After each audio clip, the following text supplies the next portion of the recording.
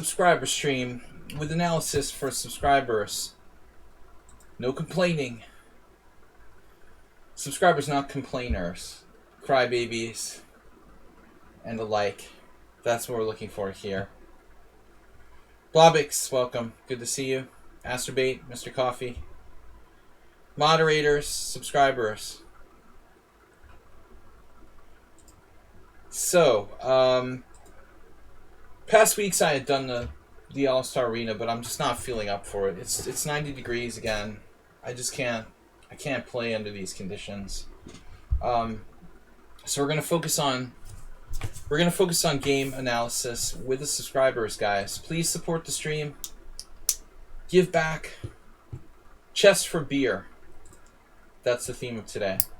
Panda's a little bit imbibing himself. He's been imbibing. He's so hot.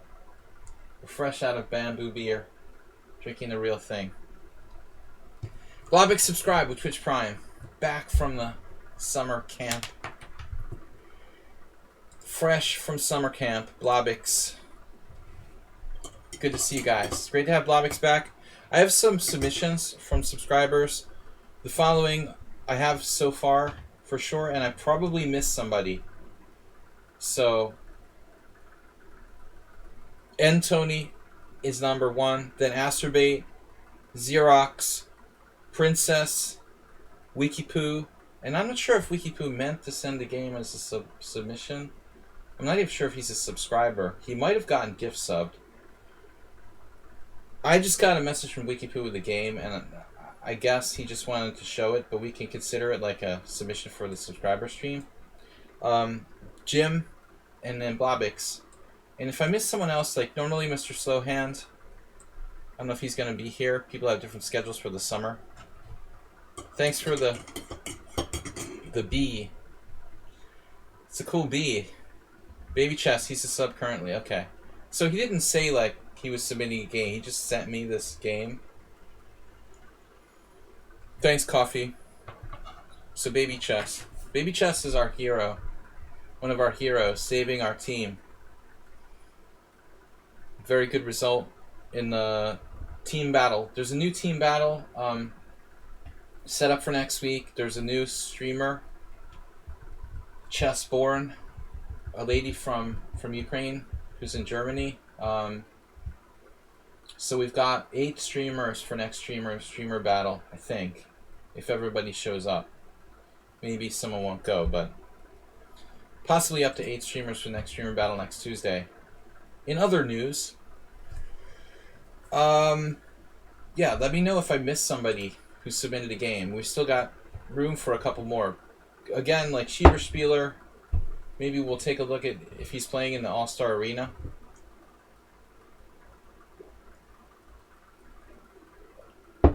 Blobix.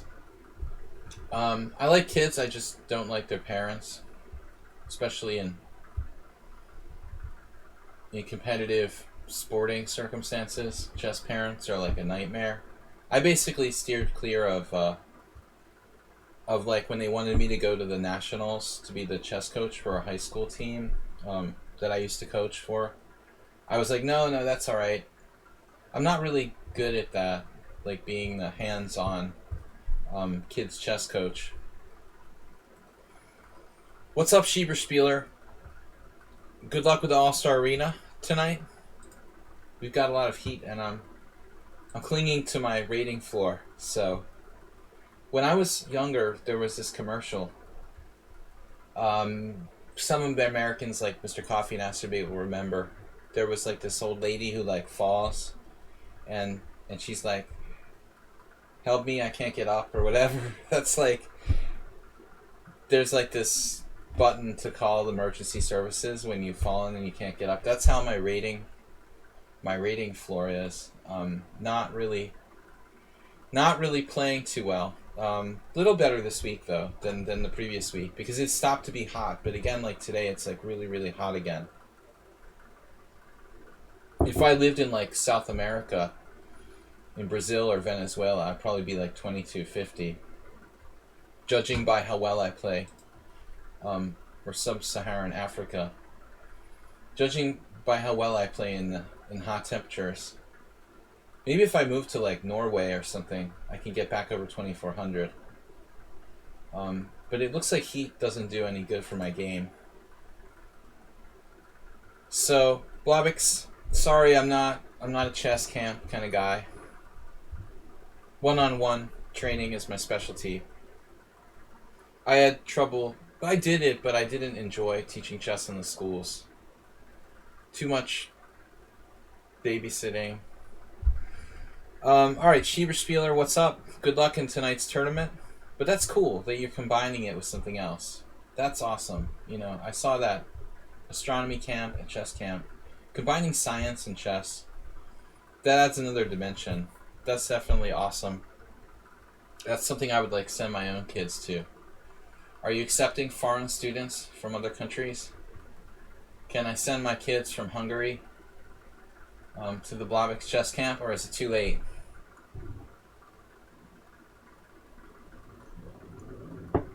Well, my friend Dave, who's an IM, he would like go to the big Walgreens or Target and buy like huge bags of candy and then like give out candy to the kids. He said that was his secret. So you just get like some sort of secret going on, and that's your go-to thing. But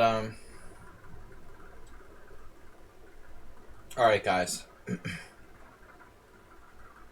We will get started with game analysis. I just have to clear my mind, do a little meditation for a second.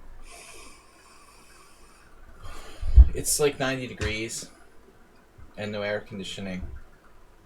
Like Astrobate. And everyone in Las Vegas has air conditioning. Alright, and Tony is first. I don't think I saw him in the chat yet. Maybe we should wait until he comes. Maybe he doesn't come. He'll never come. Astrobate, you want to start with your game? Give Antony a break and let's start with Astrobate first.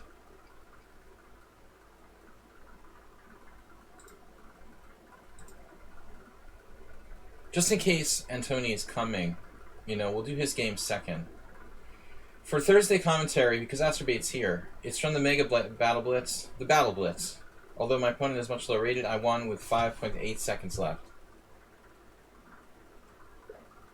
Astrobate was lamenting that he's no longer able to like play his usual stuff with any sort of surprise value.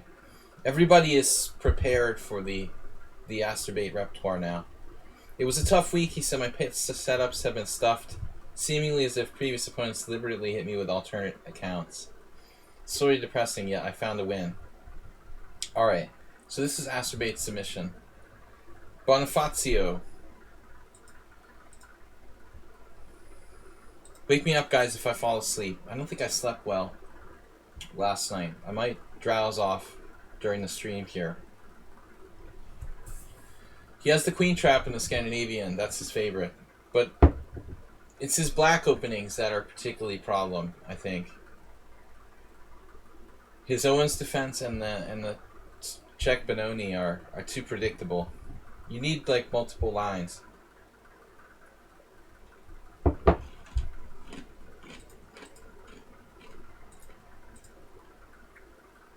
Alright, so this is from the streamer battle, right? 3-0. This is a very fast game. He doesn't normally play this time control. So check out Astrobate having to deal with e6. He's oftentimes playing like bishop c4. And I've told him, and what's up, Rookman? Welcome, Spectacular Camel. I've told him again and again and again, you can't play bishop c4. You shouldn't play bishop c4 against e6. Frankly, like, not too many people at his level happen to play c5, e6, so he doesn't encounter it that much. But, you know, you have to be prepared here with something. He played the bishop e2. And, you know, this isn't such a bad move for white. I don't remember, does anybody know, like, the famous game where Alyekin played bishop e2 on move 3? Alyekin. But I don't think it was against e6. I think that maybe Alyekin played it against knight c6. I can't remember now. But it was definitely played by the great master and world champion. How bad can it be? So black could...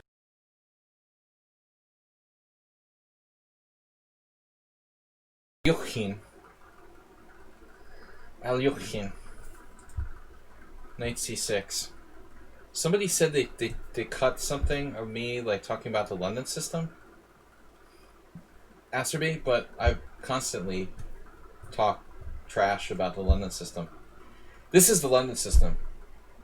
This is the London system. On the queen side, it's ridiculous. Like, here, I'm playing the London system. It's a great opening. This is the exact same thing as the London system. We can do this, or we can do this. Mindless moves, like here, bishop f4. Now black, I like d6. This is my favorite. Look at black's score with d6. 36, 28, 36, 35, 34, 27. 50, 50. Only the move c4 has a positive score for white. I mean, if you're going to develop your bishop that early to f4, black can just gear his entire setup to denying the bishop on f4. I don't think that bishop f4 on move 2 is really a great move.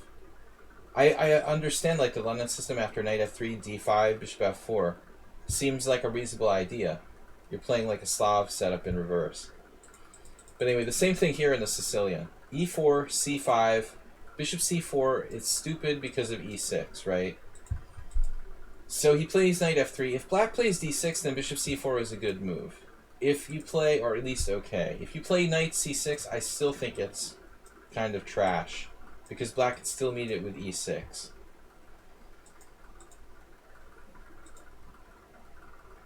But alright, anyway, clearly not a good move here. Bishop e2, knight c6, castle, and then e5. Wow.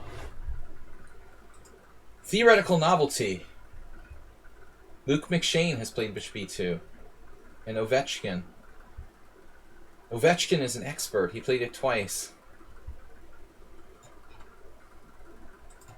d4, e5. It's a good pre-move. That's like crushing, right, in bullet chess, if you know your opponent plays the London system. Damn. How many bishops has that picked off? Exactly, Bob. I knew you'd be right with me. So you can't really like sneak a sexual innuendo past Bob. Pretty hard to do. e5. What is that? Now it's like bishop c4. Haha, I tricked you. Makes you wonder how this position happened.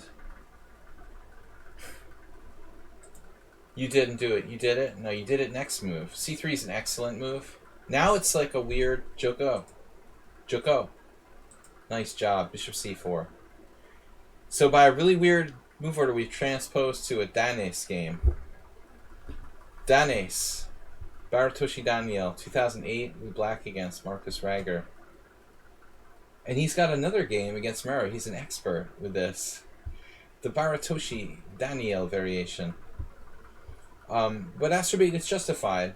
But maybe not, like, you know, necessary. I mean, objectively, like, d4 probably is the money move here.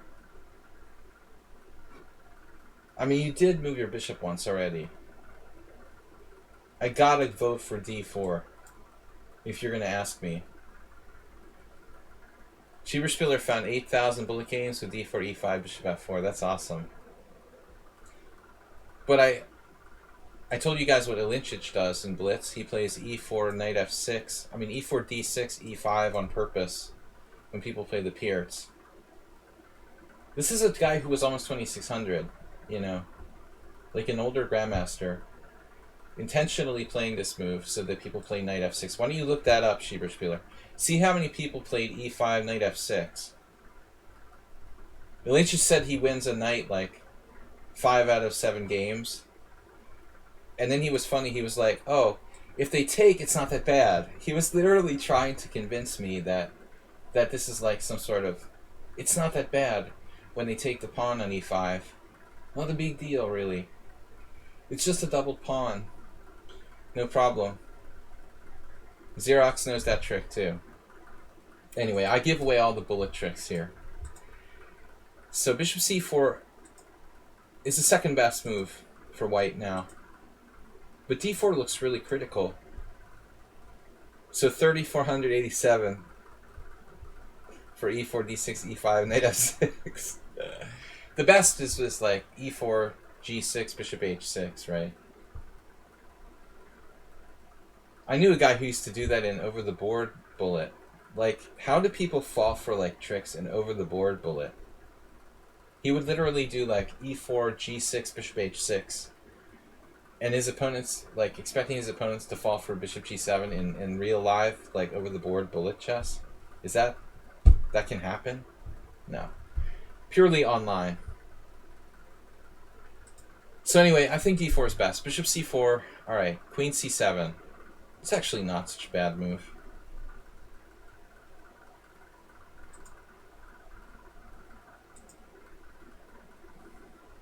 This is annoying because you're on a c4 guy. I mean, Asterbate should have played for d4, but now he has to worry about this problem with the knight on c4 being under attack. Wow, this actually happened. Check this out. Zubarev against Sarnota, 2006. Zakharov against Panchenko, 1994. That's unbelievable that this position has taken place. Something wrong when Asterbate's game here is in the Grandmaster database. Somebody did something wrong here.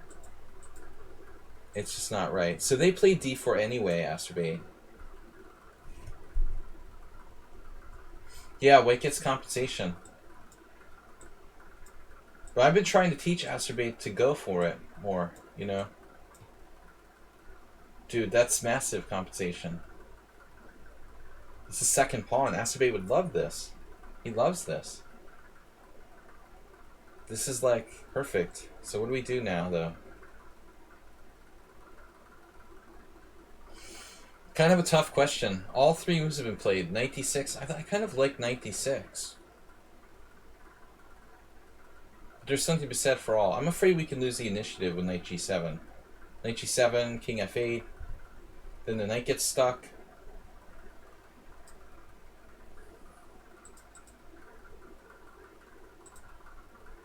I would definitely play this for white, though. Computer's having a hard time figuring out what the best move is. So eventually knight g7, king f8, knight c3, and you rescue the knight. This is probably the move I like the least. Not clear if white even has enough compensation. Anyway, Asterbate, that's the right idea. Your move is slow. a4 is too slow. You need to open the position. f7 looks weak, dude. Speaking of slow,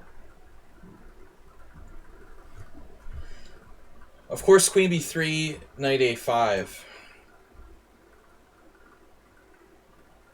What's happening here? You have queen a2. Wow.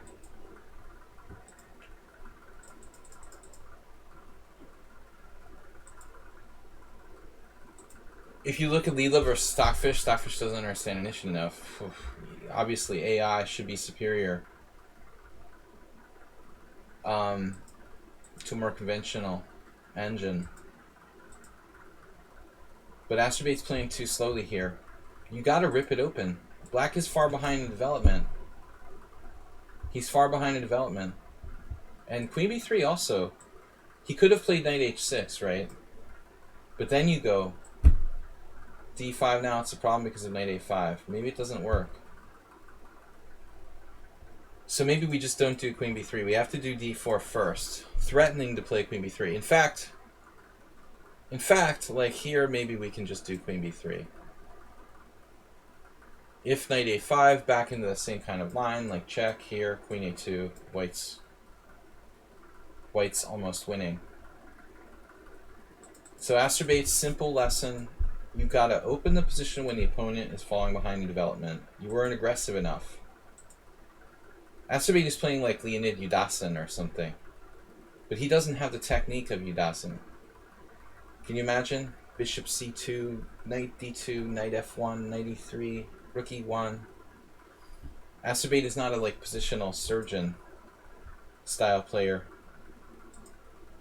Do not analyze this game. Are you trying to tempt us with clickbait there, Xerox? So c4, losing time. d4 is good. Taking is good. You have queen d5, don't you? Here, takes, queen d5.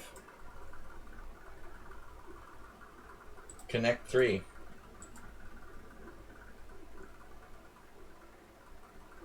Well, I mean, it's over. Alright, so d4 here. Man, black just doesn't learn his lesson. Also, knight takes is strong. Wow.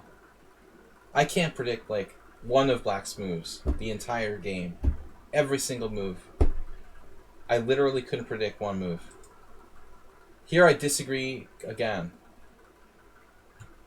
Astrobate. El Rossador, thank you. Yeah, it's Bob Ross chess. But Astrobate is not equipped to play Bob Ross chess. He's good tactically, he can attack, but we're not going to be playing like, you know, a world championship candidate with like one square moves. He didn't study like Anatoly Karpov's best games. He's got to open up the game and attack this guy. But I still have yet to guess one move from black. Now, closing it up, it's good, but again, I feel like, you know, you should open the game here. His king is in the center of the board. So you have knight c3 or just take. Probably knight c3. I feel like this is slow. And this move may look strange, but it's not that stupid. He can get his knight to e7 now. Yeah, I don't want to do that. I would rather not give the bishop up. Now the bishop's going to be murderous on a3. Well, I mean, at least get your king. At least get your king out of the center somewhere. Castle queenside maybe. For black. Perhaps bishop e6 if you're going to put it anywhere. But bishop b7 is like just blocked by your own pawn at b7. It contributes nothing to black's position other than anchoring that pawn. Guys, welcome to the stream. International Master William Pascal. We are doing game analysis. Is my stream frozen or are we good?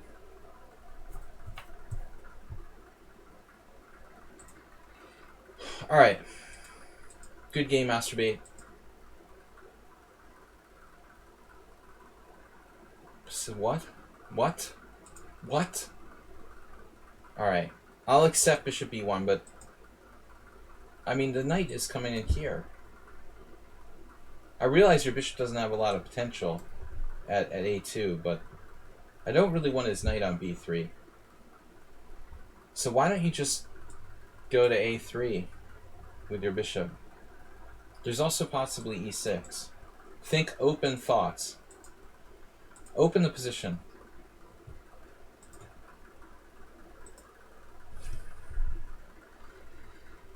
Open position good. Guys, please support the stream and donate, subscribe. This I like. The first good move black's played, he decided to castle queenside. The best idea he had all day. At least here there's some shelter. It looks like some sort of weird winnower. Black's king has some safety.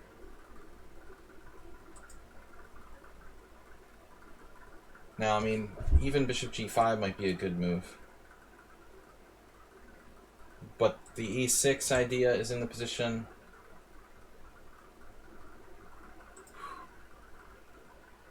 You just went direct.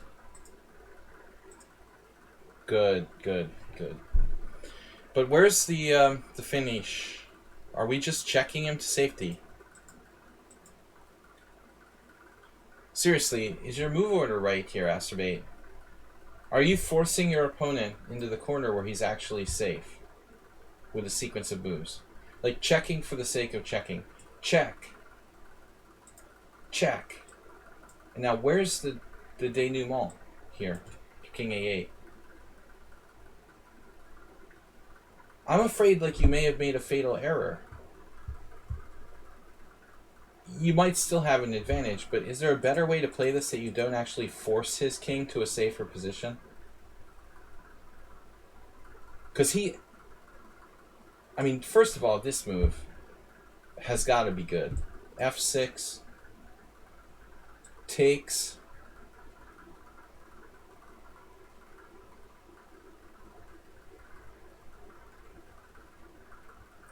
I don't know. Rook E1 is coming. I don't see anything clear, though. Do you guys see a clear, crushing blow for white in this position? E6 right away.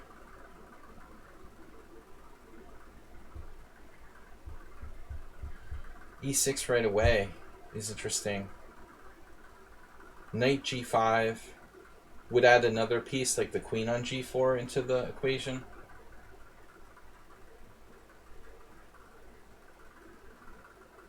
The computer wants to play Rook E1, a quiet move with deadly intentions. Alright, so we're better, but I'm concerned we chased his king where it should have been in the first place. And this move...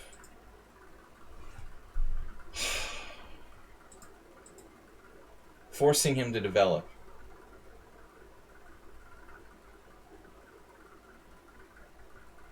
So at the end of the day, we're down a pawn, and we don't really have like a clear threat. I feel like we missed something.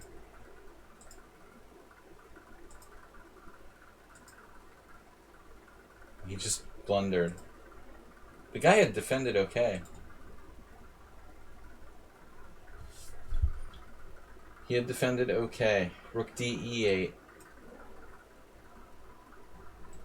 White has compensation, but white is a pawn. White is a pawn. I said it was a pawn down, but it's equal pawns. My bad. I'm sorry. We are not down a pawn. So, who counts pawns anyway? Pawns are people too. We're not down a pawn. I know. I realize that we're not down a pawn. Schieberspieler has a thing for bishops. Yeah, those bishops are looking good. I mean, this position is right up for Schieberspieler. This is like a classic. But for Acerbate, we need something a little bit more decisive than the classic Schieberspieler. Slightly better endgame with the two bishops. This is like a winning. What is a winning position for Schieberspieler is not enough for Acerbate to really work with. You know. I love that idea, Uber driver. Classic Reshevsky-Nimzo maneuver. Yeah, Acerbate is playing like Rubinstein. Now that I think about it, is it just my imagination, or is Acerbate starting to transition to more of a Rubinstein style? With Rook A2, that's an Acerbate maneuver, actually. Classic. Beautiful idea. So this move would have been okay, but had a slight drawback. Now we've got enough to work with. Rubinstein a bit better. More accurate. Uh-oh. Nice trap. Is that trapped? He tried to sneak him. He fell for it. Wow. The subtle trap.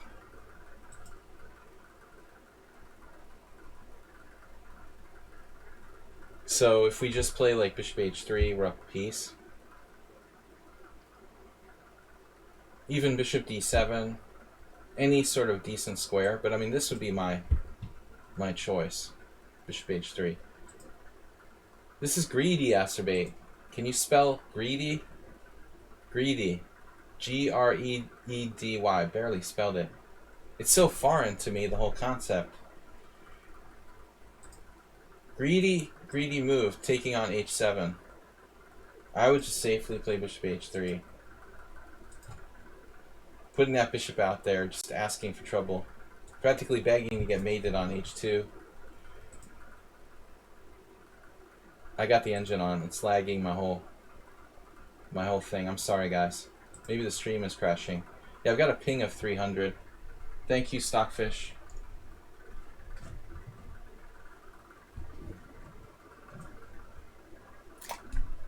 Thank you, Stockfish, for your ping inflation. Beautiful coordination by Astrobate in this game, though. Gulp. Another material in the bank. This was nice. He's a collector. Oof. Now what? Bishop f5? Maybe bishop f5. Queen a5 followed by rook b1. Doesn't work, unfortunately, because of this. Man, it almost works. Sacking the queen here. Now he starts getting a little bit frisky. Nice.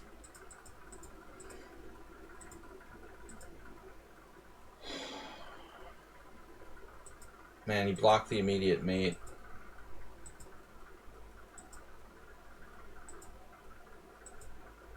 And that's it. Good game. Well played, Astrobate. Like, all kidding aside, it wasn't really a bad game.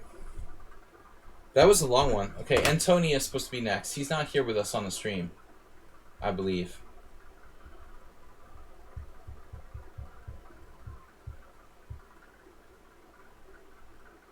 What if Astrobate, like, he made...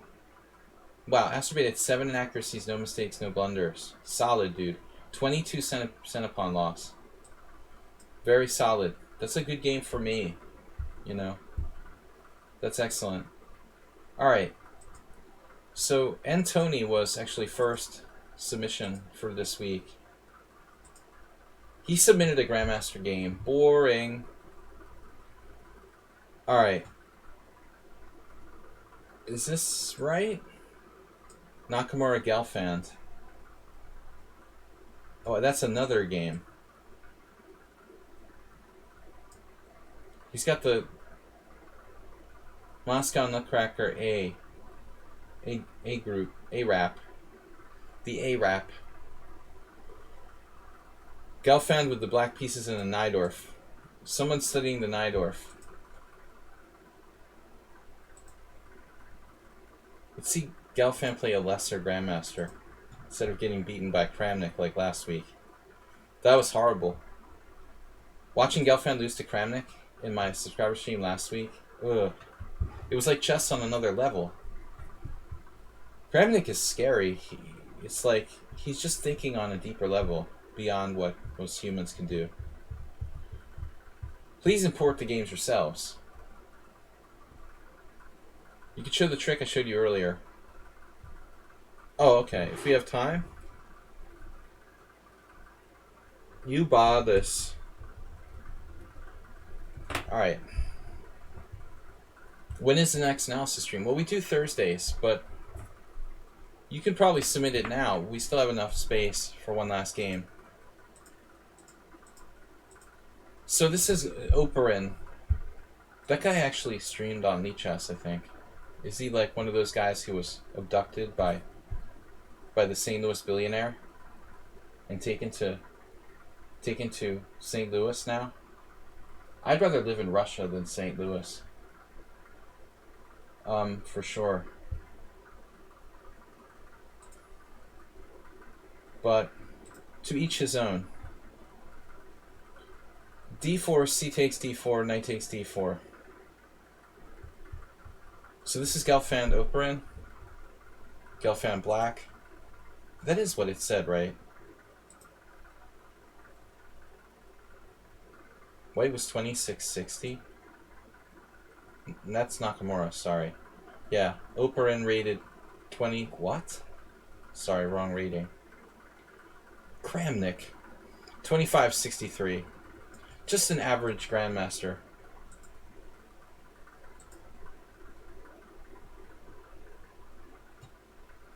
The St. Louis of Russia. Novosibirsk. Where is my analysis board? We lost it. Gotta love the mayor of St. Louis. Makes you want to move there. She's so cool. With Siegfried and her there, how could you resist it, really? Alright, so this is black perspective. D4, CD4, knight D4. I was recommending to Antoni to play knight F6, by the way. The center of chess. Well, in Russia you could like go to Moscow, probably. Wouldn't be so bad. It's funny how in Russia, like, the center of chess is Moscow, like the capital, most important city, but in the United States, we're pretending it's St. Louis. I think that, you know, New York City would be my choice. Alright, so C takes D4, knight D4, knight F6, knight C3, A6, H3. So this variation actually went through a lot of trend in the last 10 years. There was even a time when Rook G1 was played.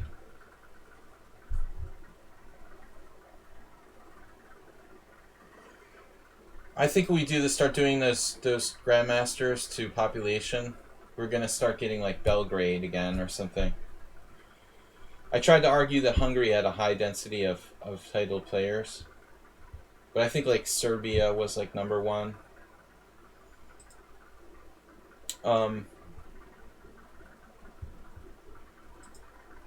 Sinkfield's imported a lot of titled players to represent the United States. Be better if he would work on creating some American homegrown talent than just importing them.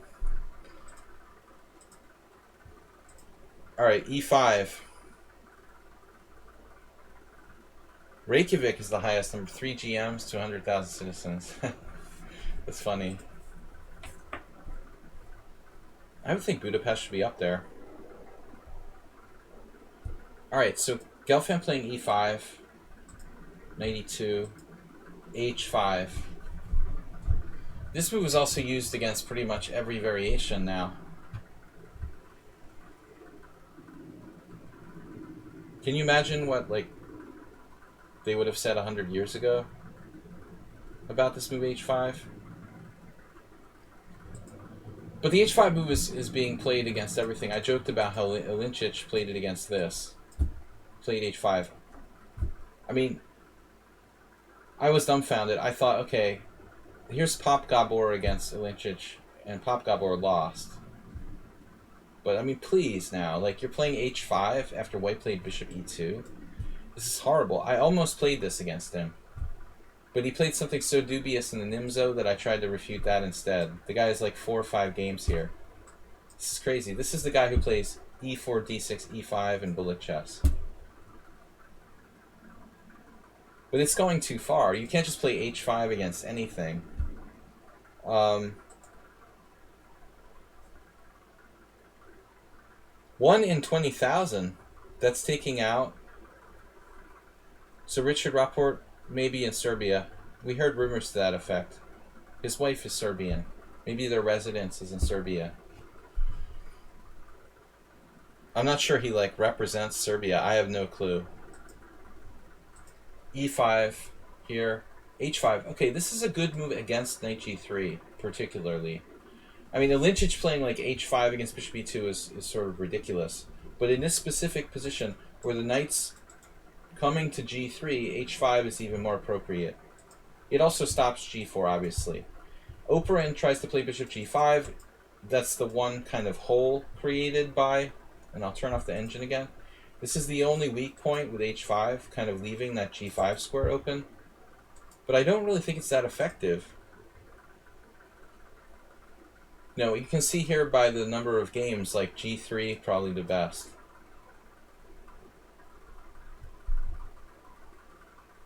Yeah, it looks like it. I mean, it's Gelfand, dude. The guy was the biggest expert. The problem with Gelfand is that I guess he got too predictable, and then he got tired of people preparing for him. So he stopped playing He had to stop playing the Najdorf. In today's world, where everybody has databases at their fingertips, it starts to get hard when you have like one opening repertoire. So he like gave up playing the Najdorf, and he's playing the Accelerated Dragon and the Sveshnikov, but he's a shell of himself, like playing those openings. Basically, like modern availability of information destroys the Gelfand because he's a specialist in one opening. He's not the same player with the Sveshnikov or the Accelerated Dragon that he was with the Najdorf. It takes a lifetime to understand an opening that well. So, yeah, I like g3. This guy played bishop g5. But for me, it all looks rather artificial. What's the big deal with like bishop g5? I mean, we're just going to go here, bishop e6, knight d7. The pin isn't a big deal.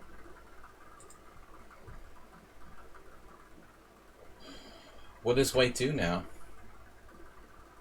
You also have to understand this game. It's like Oparin against Gelfand, so white is like okay with a draw. He might even like play for a draw.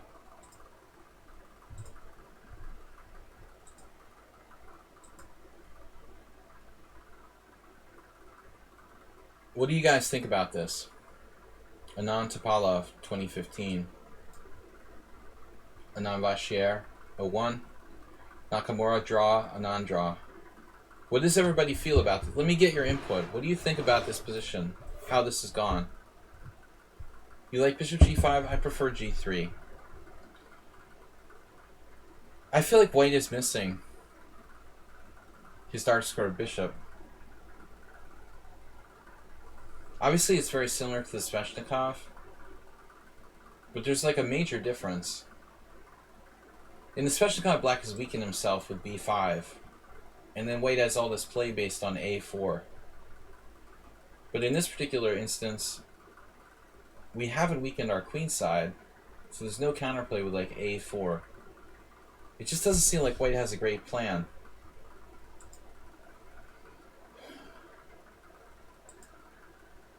I wasn't sure where the knight was going to go. See, this is interesting. Najdorf square usually here.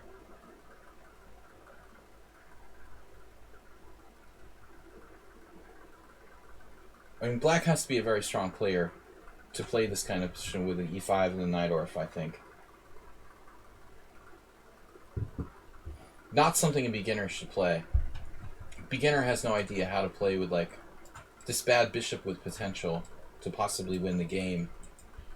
But this is really interesting. I mean, typically this is a bad square in the Najdorf. This is more like a Sveshnikov. I mean, maybe he wants to go e7, trade it off.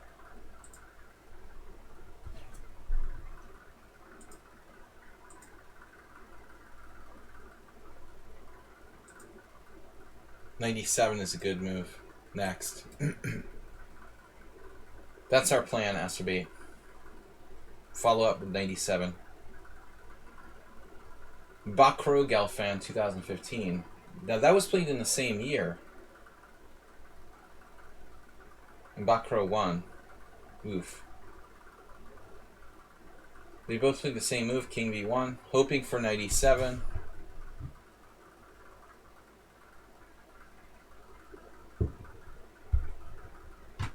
No such luck. But I mean, normally I would guess like the knight would be better on d7. It could go to c5 and not block the c file. Look at this piece. I mean, it's bad, but this is bad. And because the e2 is bad, the f1 is bad. So momentarily, like, white has two bad pieces and black has just one. h4, probably a good move. But we left the other game somehow. So Bakro Gelfand, he played rook c8. And we don't know the order of the games. But obviously this is kind of annoying, isn't it? Like having our rook blocked by our knight.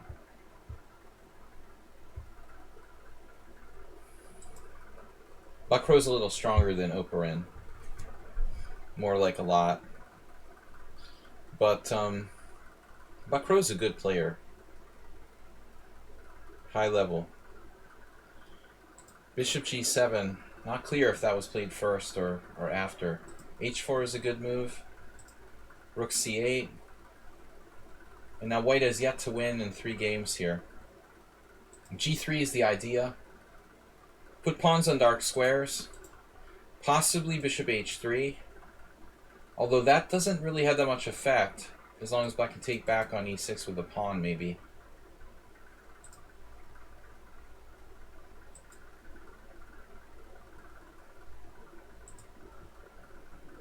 So, if you take on e6, it's not that good, I assume. F-file. Alright. I mean, it's actually... It's funny, because it's like tempting to play this, but... Okay, it's only temporary problem. White might even be able to play g4 or something, I don't know.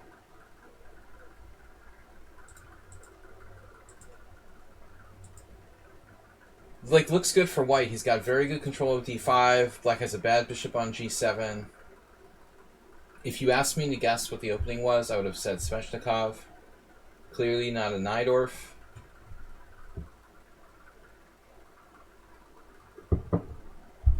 But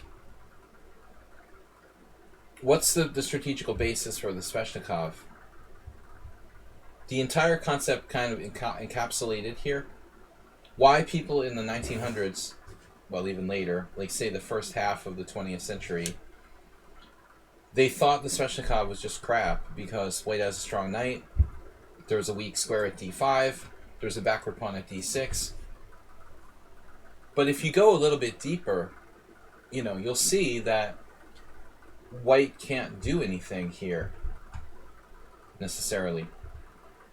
Now I would opine, that's a vocabulary word for the day, that if Gelfand was playing Karl Schlechter, probably Gelfand wouldn't necessarily have won. But Oparin is not Karl Schlechter. If this was like Schlechter, it would be like 93. Hunker down. Everything's alright. We're going to be careful. How's 93? Seriously. Slightly better for black. Damn, knight b7. Oh my god. Fianchetto knight maneuver.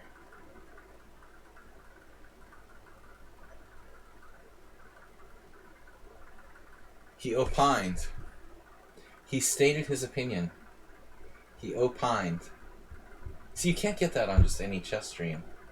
I'm actually furthering your vocabulary on the stream. Thank you, Bob. But I miss knight b7. Still, I like the Rubinstein. No, Schlechter. Schlechter would have played knight e3. But anyway, that's the philosophical thing about this Sveshnikov. Blobix understands. Blobix, you understand. The whole basis for the Sveshnikov is like, if a weakness isn't really a weakness, you know, then it's not a problem. If you can't attack it, it's not a weakness. It's just a theoretical weakness. It doesn't matter. You're playing around the weakness here. But this move is like, dude, you're playing Gelfand. What are you doing? No respect. Damn, dude, f4. Do you think that Karl Schlechter would play f4 in this position?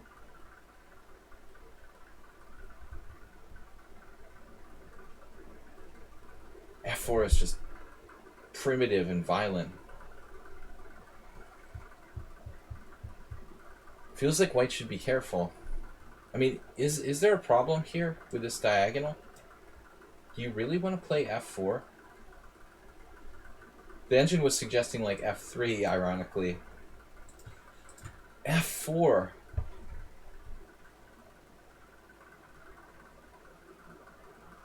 The St. Louis variation. Bishop takes h3, and then takes. Oh, look, I have a bishop. Wait. Wait, I have a bishop. What opening was this again? Accelerated dragon? Damn, dude. Was f4 a good idea? Touchdown? Oh my god.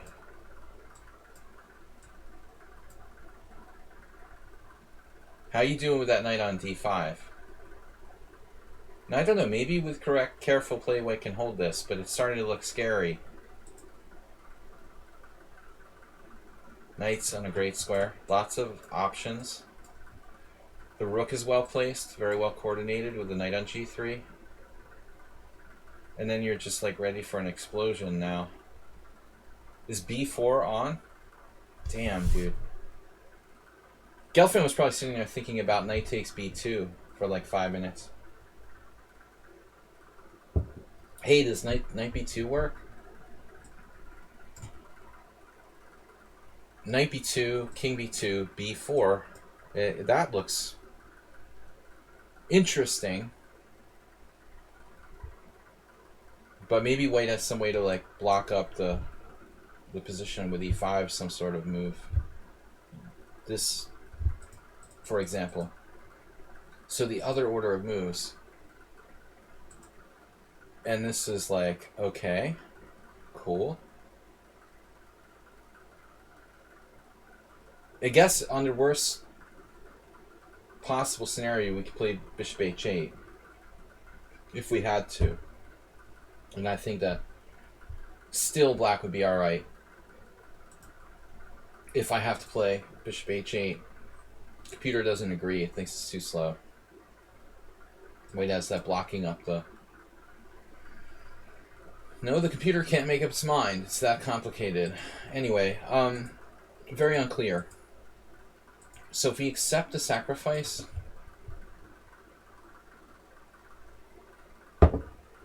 how serious is this?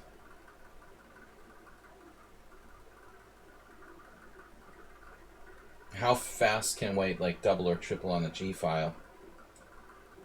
I guess rook G3. I don't know. I don't want to move the queen necessarily. Maybe this. Gelfand didn't want any part in that, so he plays this. Oh. Damn, dude. Can't take it. And then this is a bad square. Because of c2, obviously. a1 is a bad square, isn't it? Because of c2. a3 is a bad square. b3 doesn't look appetizing. How about king c2? Yeah, we agree.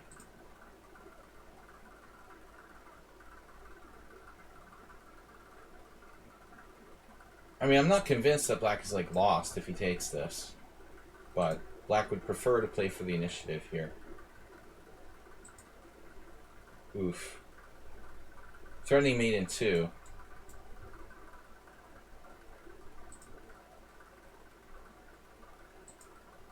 It's so close to mate for White, right? h5.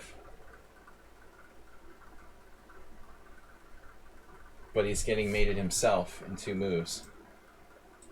If we take on c3, bishop f6. This frees a square for the king, but the king's gone for a walk.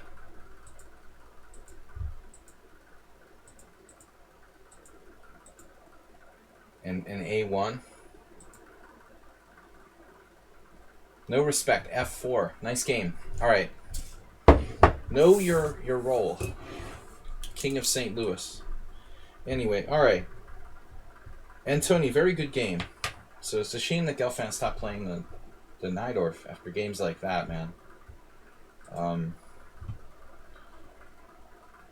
That's a beautiful, beautiful game.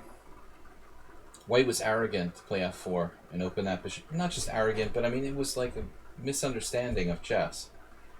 Your whole position is based on the fact that bishop wasn't working. Man, what a punishment. So Xerox's game is next. Xerox it. Is Xerox still in business? Your game was Zamax. Wait, we saw that last week. Sorry. We saw the Zamax game last week, right?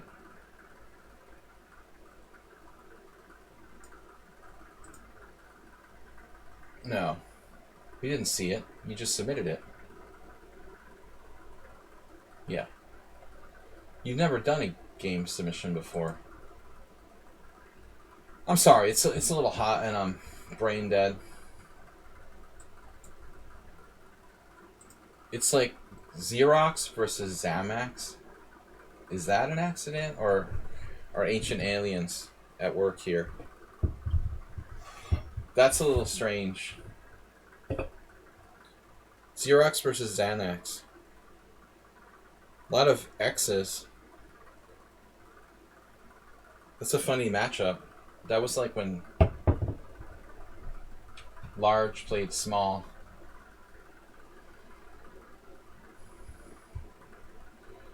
Okay. Xerox versus Amex. It's like another world of chess names. Guys, please support the stream and donate. And subscribe. This is giving back to subscribers analysis stream. The All-Star Arena, which I'm not playing in because I'm tired, I might take a look and see how Sheeber is doing, our honorary team captain, in the All-Star Arena 3+2. Xerox versus Xanax. Xerox me some Xanax. Knight f3, e6, d4, take here. So, I have played knight c3. Yeah, I play knight c3. It's like, actually, the other move I played is knight b5. I don't know if you play that. Karpov liked this move. Actually, Karpov played both sides. I mean, this is like more of a positional move. Schieberspieler is Tom Brady. He's not selling his own, like, snake oil. Tom Brady's highly controversial. Surely, Bob, you understand that.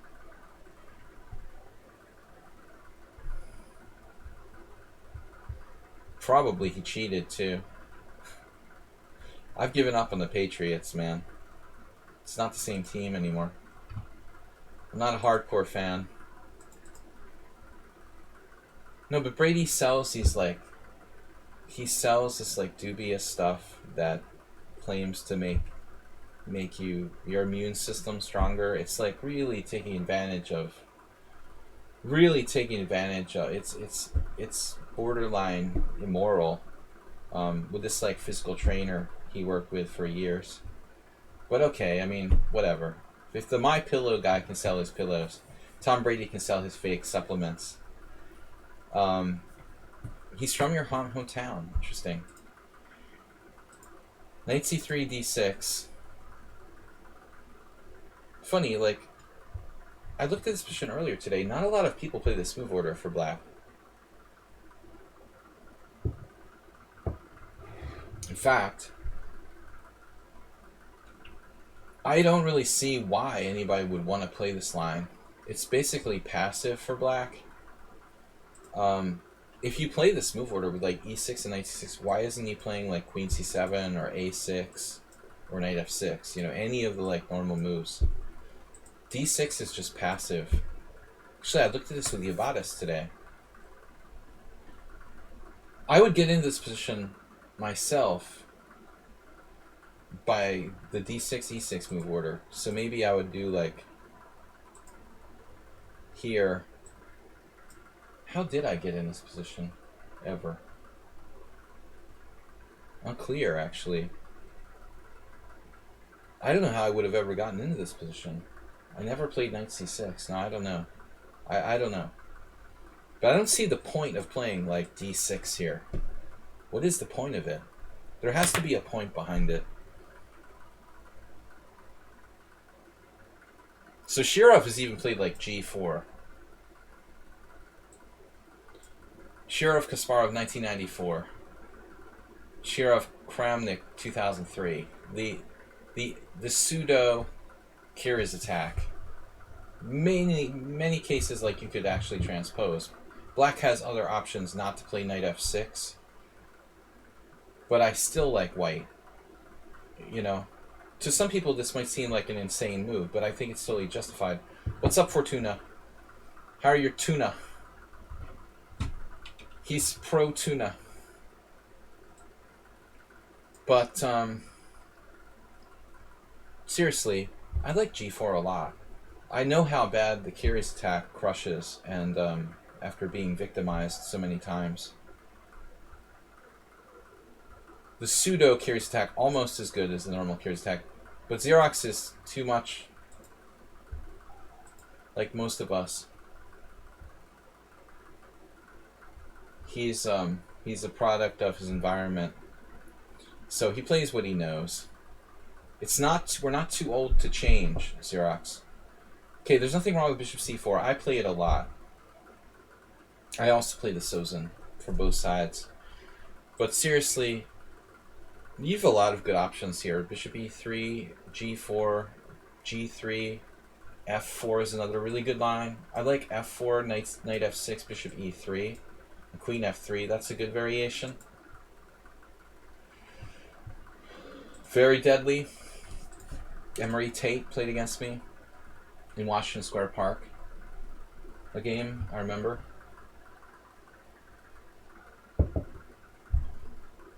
Alright, bishop c4, knight f6, bishop e3.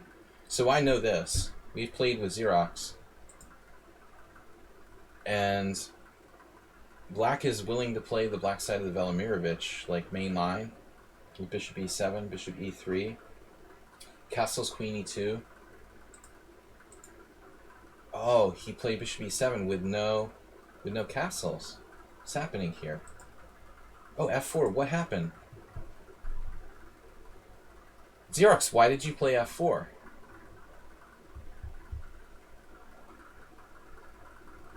I thought you were going to go Velimirovich on him. Okay, it's considered okay for black in the main lines. I don't play with bishop e7 as I played against you. Okay, f4 is tricky. Honestly, I don't understand why black played a6. If you're going to play bishop e7, you might as well just castle. I don't understand the need for a6. Once you're committed to bishop e7, you can forget about not castling in these Sozins.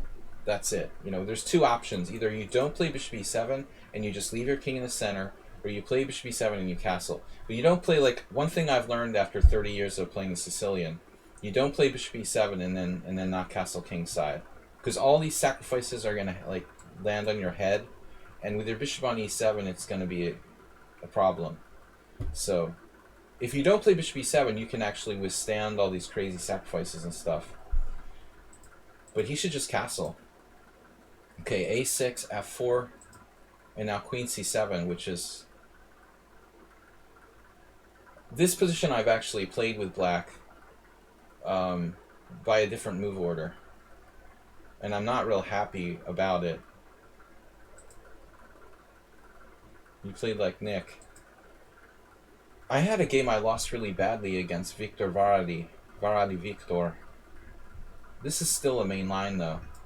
Queen f3, castle, and castle's queenside even. I don't know too much about this, but I never felt comfortable for black. These moves like a6 and queen c7 I feel like don't gel well with bishop e7. If you want to do a6 and queen c7, then just don't play bishop e7. Alright, f5 might be good. DeFermian is like a Fischer clone, and he was probably one of the best, you know, like Sozin Fischer players I know. He lost here against Ludovoy, but I'm sure it wasn't because of the opening.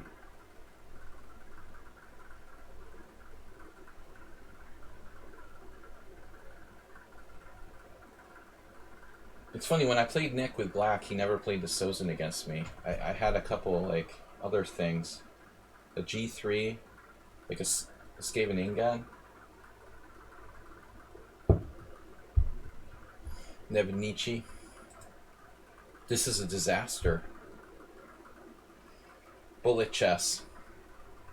Yeah, I mean, f5. I mean, e5 is not a move. It's just not a move.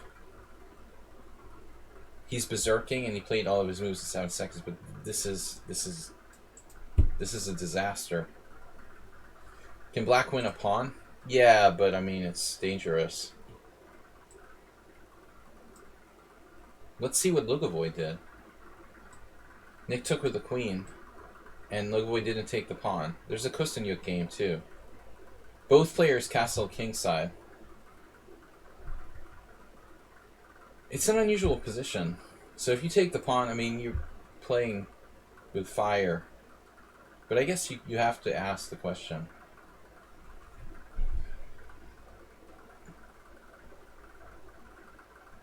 It's two strong players. Lugovoy, very, very good grandmaster, solid, and Kostanyuk. Neither player took that pawn. But I don't see a clear refutation. I'm not even sure if white should take or not.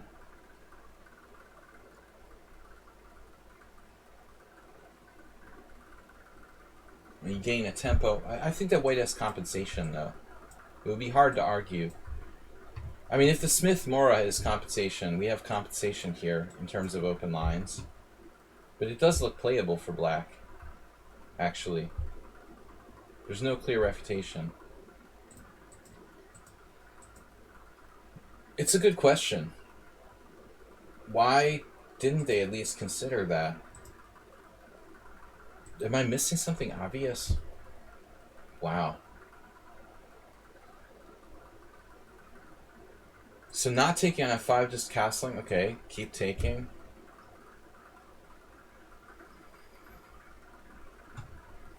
The engine is going off now with knight d5. It's still not ironclad, though. There could be crazy problems.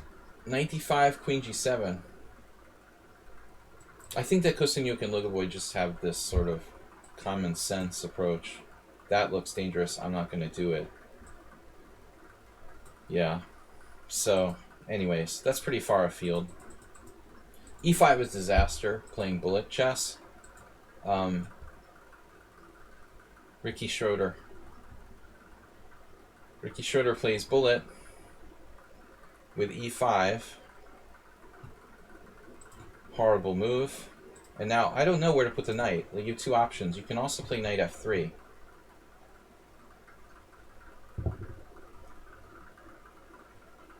It's actually kind of a tough call. I guess the scope for the knight there is pretty limited. So knight e2. Because knight e2, you have this sort of standard knight g3. Yeah. But, I mean, I would at least give it a passing glance. You know, knight f3. Maybe you can play, like, bishop g5 next. You own d5. It's definitely better than the Gelfand-Oparin game for white. But knight e2 is definitely feeling more natural, although knight g3 can be met by the Gelfand like h5, h4. So you have to be careful. This is a good idea by black, but I don't know about this.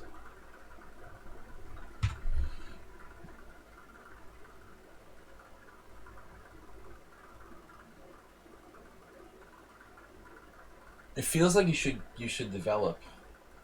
Castle, knight g3, or bishop g5. Bishop g5 wouldn't be developing either. Maybe knight d5 is good. I was even thinking of taking with the queen.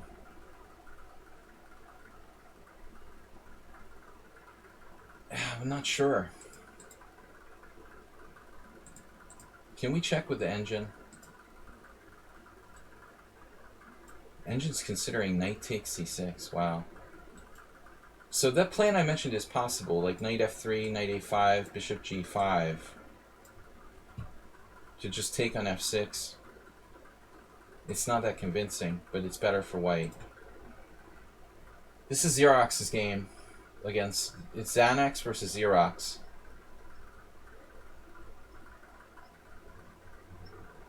It sounds like two copy machines playing each other.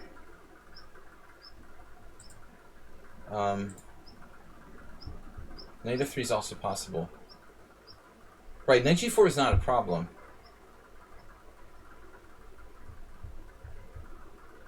First g4, we don't have time for that.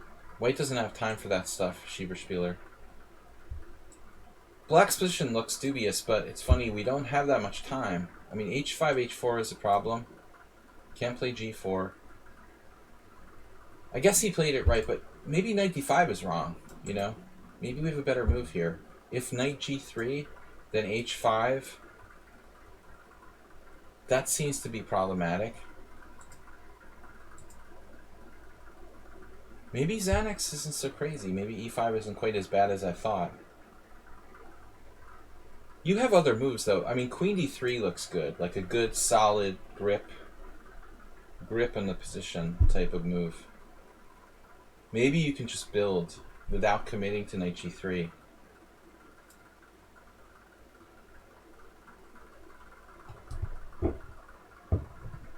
I didn't see you said queen d3. We think alike. See, Schieberspieler and I, with our safe, uncompromising styles, gravitate toward the same idea. Just fundamentally controlling the center. That move looks good. Yeah. It stops knight c4. It's Ricky Schroeder playing black.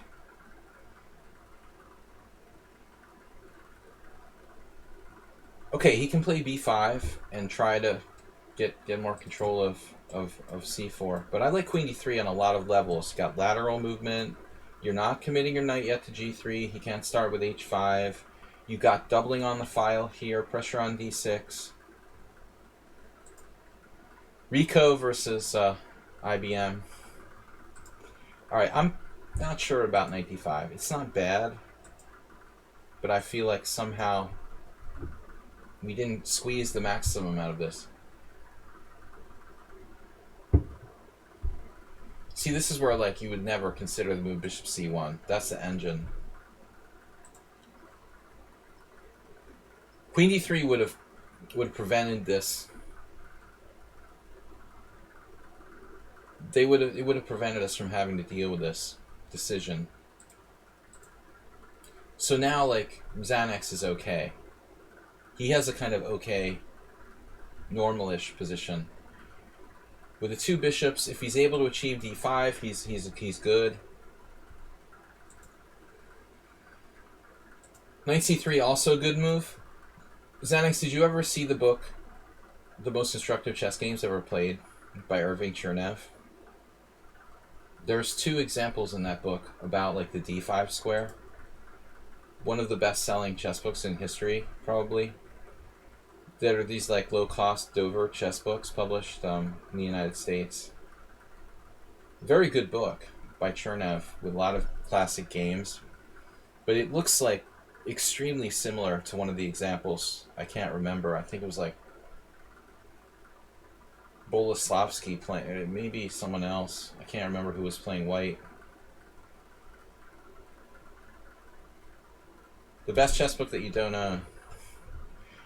Very good book, you know, for a Dover. One of the best Dover books. Queen takes c4. I mean, normally I recommend you study games annotated by, like, the great players themselves. But, I mean, as far as that goes, like, Chernev's pretty good. Tartakover and 500 Master Games of Chess, pretty good. The best is from the horse's mouth. You know, if you analyze a game by the actual player, that's optimal. But there are some books that are good where it's like collected games analyzed by someone else. Zurich by Bronstein, 500 Master Games of Chess, and I think The Most Instructive Chess Games Ever Played. But this knight c3, man, you might get in there with a knight. Maybe queen d3 is a little too compromising. Xamax is happy to trade pieces, and he's like, maybe I'm not clearly lost, you know? Now you're just practically better, but it's not much.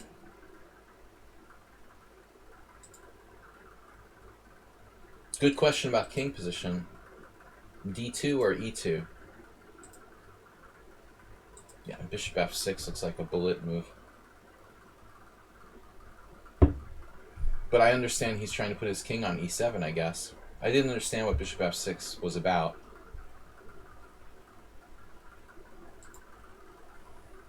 But now white isn't really better.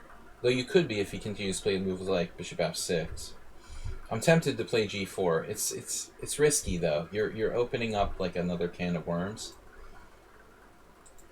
Alright. Maybe it's not that risky. I take it back. Let's go. Getting out of bed is risky at my age. 39. I mean, seriously, like if you want to hold a draw against a stronger player here, maybe you don't have to do anything. You can just drop a knight on D5 or something and offer a draw. But you got to decide whether you want to win, play for a win, just draw. I think G4 is riskier than most moves, but it's probably like the best move, maybe. King E7 was a smart move. Hello. Hello. Alright, so now, that's good. Emery Tate versus Zamax would have been like 1-0. Probably. Or DeFermian. Yeah, I never imagined this move. Dude. Where do you come up with D4? That's crazy. This is like lunatic asylum. You belong in the lunatic asylum with D4. You're a confirmed maniac if you play this move. Schieberspieler would never play D4. We just have too much control of the position. I think, like, where we stand now. There's no reason to open another front here. It just looks like we can play for a win with no risk. Just rook G1. Threatening to penetrate on the 7. Maybe D4 is not a bad move, but it seems like a risky move that sharpens the position against a really dangerous player when we don't necessarily need to do that. I understand why you did it, like his king is on the D file, but you can only do so many things at once here. And keep in mind that black has a bishop pair, and you could easily open up position and get fried by his bishops with your king in the center too. You went out to the kitchen and you said Schieberspieler would never play D4. I don't think you would play D4. Like, I'm thinking you're like me and you would play. We have too much control here. Why would we risk opening the position with D4? It's probably not a bad move, but it doesn't seem practical to me to play D4. It's just too easy to play a safer move like rook G1. Black is just suffering. Okay, but objectively, like, D4 may not be a bad move. You know? I just feel like white's risking the thing getting too open, and the black bishops will start to open up. Whoa. So Xerox just went ballistic. Offering total chaos to Zamax. Maybe it's a good strategy when the guy's like berserking and trying to like pre-move. You make unexpected moves. Now he's like very technically bearing down on E4. I thought rook D1 check. King F3 looks fine. I can't believe he didn't play bishop takes knight here.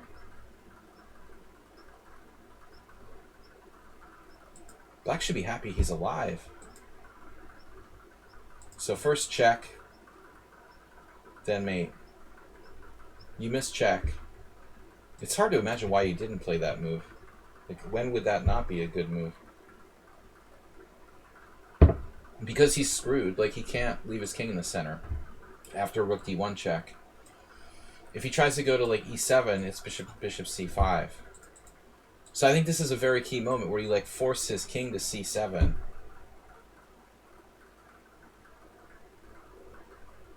I mean, even something like rook takes rook, knight D5 check, bishop D5, rook D5.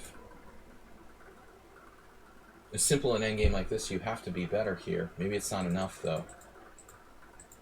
Okay, you're not like winning. I'm just saying I like rook D1 check. And now his king has a good square on E6. See, that's what I wanted to avoid. All-Star Arena, only 9 players. It's too hot. It's back to 90 degrees. And people are on vacation and stuff, Schieberspieler. My poker game on Friday is canceled. That's the problem with, like, doing this stuff. It's summer, the, like, pandemic restrictions are being lifted, and it's just too hot.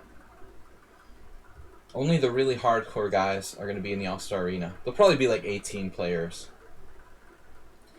100 for my new air conditioner. Anyway, good game by Xerox. He can tune his game a little tighter, and I think... I don't understand Bishop C5. I think we're getting in time pressure. Now it's like become a bullet game. I'm gonna stop like trying to make sense of it.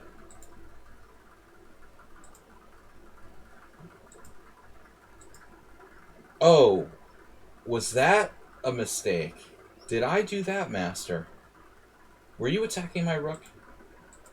Damn. You gotta put your king on f3. The prophylactic master will see that. Schieberspieler would play king f3 here. Like myself. We sense danger 8 miles away. There's no way I'm letting you check me next move. Defensive player always plays king f3 there. It's like 100. Where are you? Did you say Florida? See, that's what you get, though. Like, you live in Florida. What do you expect? 8 miles away on a chessboard? Anyway, it's technical win now. But, dude, seconds left in a bullet game against the guy who's got a really fast setup. Oof. It's falling apart.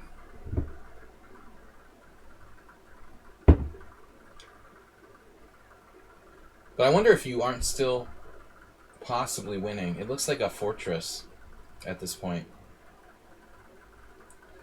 Except for... Didn't you have rook a4?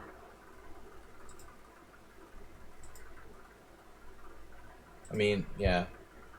It's only a draw now, sadly. He's got a fortress. There were some blunders in time pressure. It's bullet chess.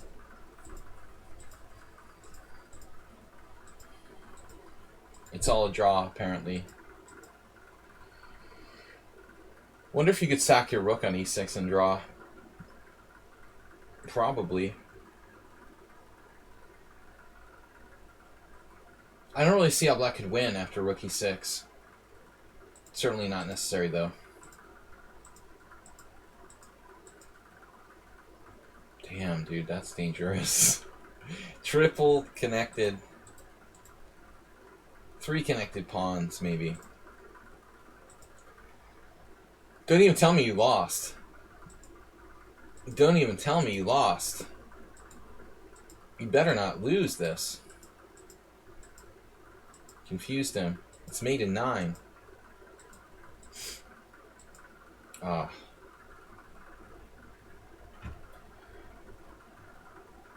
Sorry. Yeah, that was blitz battle. Bullet battle. The All-Star Arena starting. We'll keep an eye on Schieberspieler. Good luck. Good luck, Captain Spieler. Distance to zeroing of the 50 move counter. That's a weird terminology I've never heard of. Was bishop e3... Like, I'm serious. Like, if I'm low on time, I'm playing this guy who's super fast. If we go back a move, can't you just sack your rook on e6? I mean, bishop d8, okay. Is this a win for black? Maybe it is. If this is a win, I guess he would come around the other way. The problem is that his king would come around the other way. Alright, so we can't sack our exchange. Well, I mean, it's this very messed up situation. Instead of this, he could have played, but it's hard to force a draw here. Black can basically play like tons of waiting moves. White really can't force clearly a draw very easily. Bishop e3, bishop takes bishop. I don't know which position you're talking about, Fortuna Chess Coach.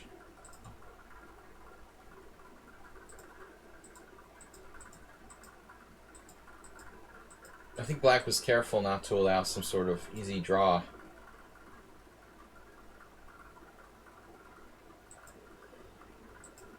But it's amazingly difficult to force a draw here, even though it is a draw. I mean, I guess you take on f5 in this position.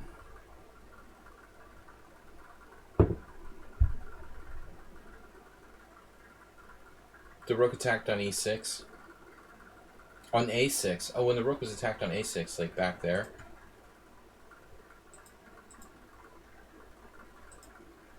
He attacked the rook. I thought rook a4 to keep him busy. And then bishop d8.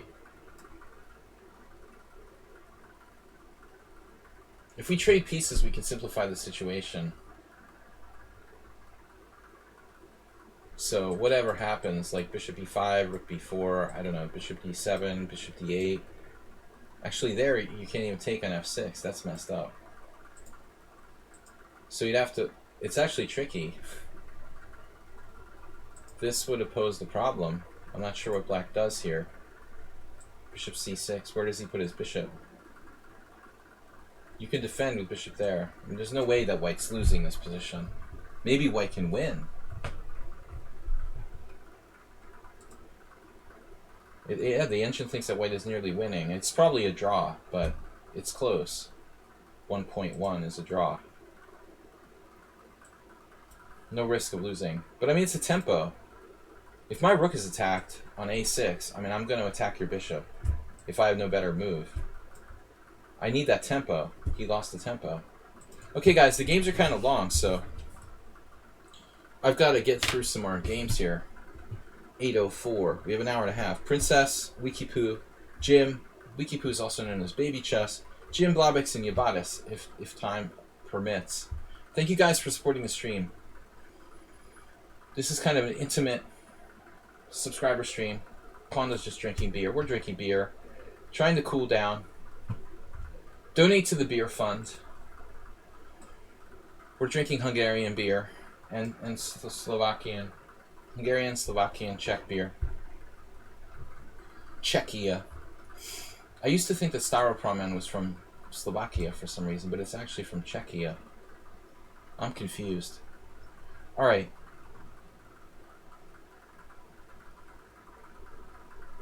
How intimate it is. Bob loves intimate streams. Bob, where's your game submission for this week? Your intimate game submission. Next week I'll have an intimate subscriber stream. How about that? That makes you happy. Alright. Submission for game analysis from Princess. I had this friend who was a guy, and his name used to be Princess on another chess site, so never know. But I think the Princess is legit. Wow, it's a 55+3 time control. Now that's the first time I've ever seen that before. 55+3.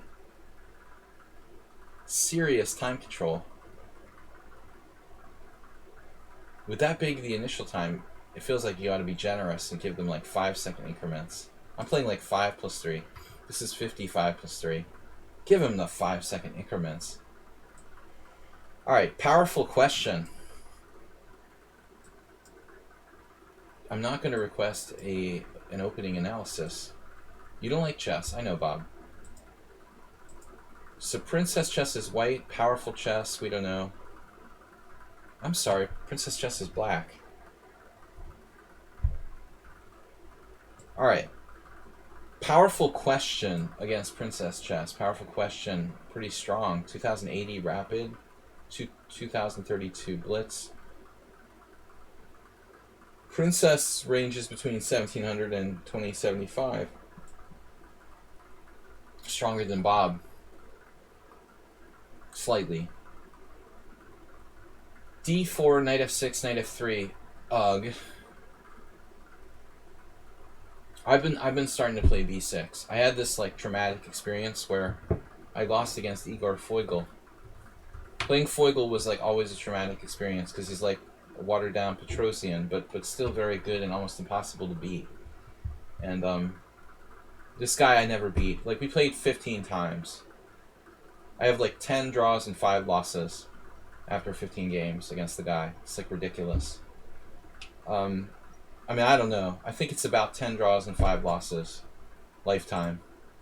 I never even came close to beating him. Like, I don't even know if I ever had an advantage in 15 games. That's how solid the guy is. It's ridiculous. He wasn't a GM. He came to the US, he was like an FM, but he's like an FM who was almost GM strength. And I tried 15 times against him. Never once even had an advantage. Maybe like a slight edge. But anyway, like once I lost against this with bishop g5, but I decided to start playing this more. We're analyzing sub-games. Anyway, I don't know that black wants to play the Queen's Indian. I just wanted to get that out of my system. If you're playing e6 and white plays c4, what are you playing? Are you playing the Queen's Gambit? Okay.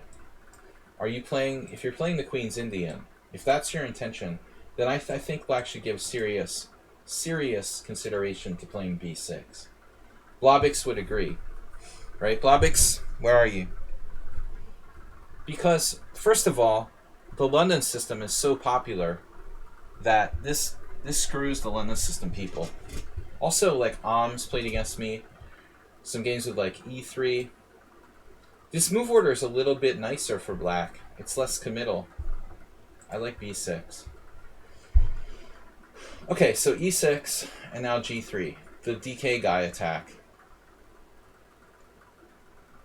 So theoretically, I don't know if Princess knows this, but the number one game move here is b5. That's hard to believe, I know. It may be very surprising. But like white's opening usually based on c4. Normally players who are strong will play c4 in this position. It's like the time that I played against Tamash Gelishvili with white, and I played knight f3, and he played knight f6, and then I always play c4 here, but I was tired, and it was the second game in a long day, and I was not thinking, and I just like played g3, and he played b5, and I wanted to vomit. You know, I was like, oh my god, what am I doing? I can't play c4. And I was so depressed that I just lost because of this, you know. It's even not that bad for white, but I was so depressed that I couldn't play c4. It like equalizes by force for black, it seems like. Unbelievably okay for black. According to Stockfish, white has a 0.1 advantage. But I just wanted to puke all over the board. I literally never played g3 in that position, and I don't know why I did it. But as soon as I played g3, he played b5. I was psychologically defeated. But the same principle applies here. Like d4, if they're going to do this, g3, they're not playing c4, the move they're supposed to play, then b5 is justified. DK guy, I've played this against him. I'm not saying this is easy for black to play. There are plans. c3, a4. But theoretically, this is a sound move to prevent c4. If you know what you're doing with black here, I think it's okay.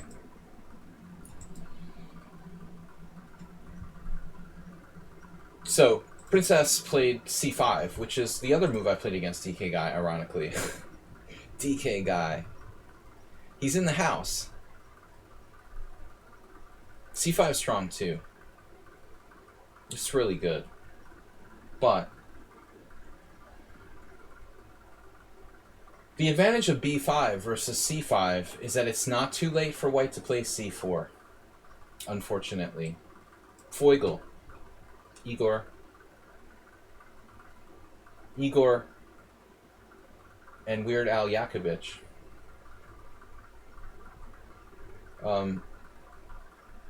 Yeah, c4 is a transposition to a symmetrical English. So I think that's the only problem with c5. After bishop g2, this is great.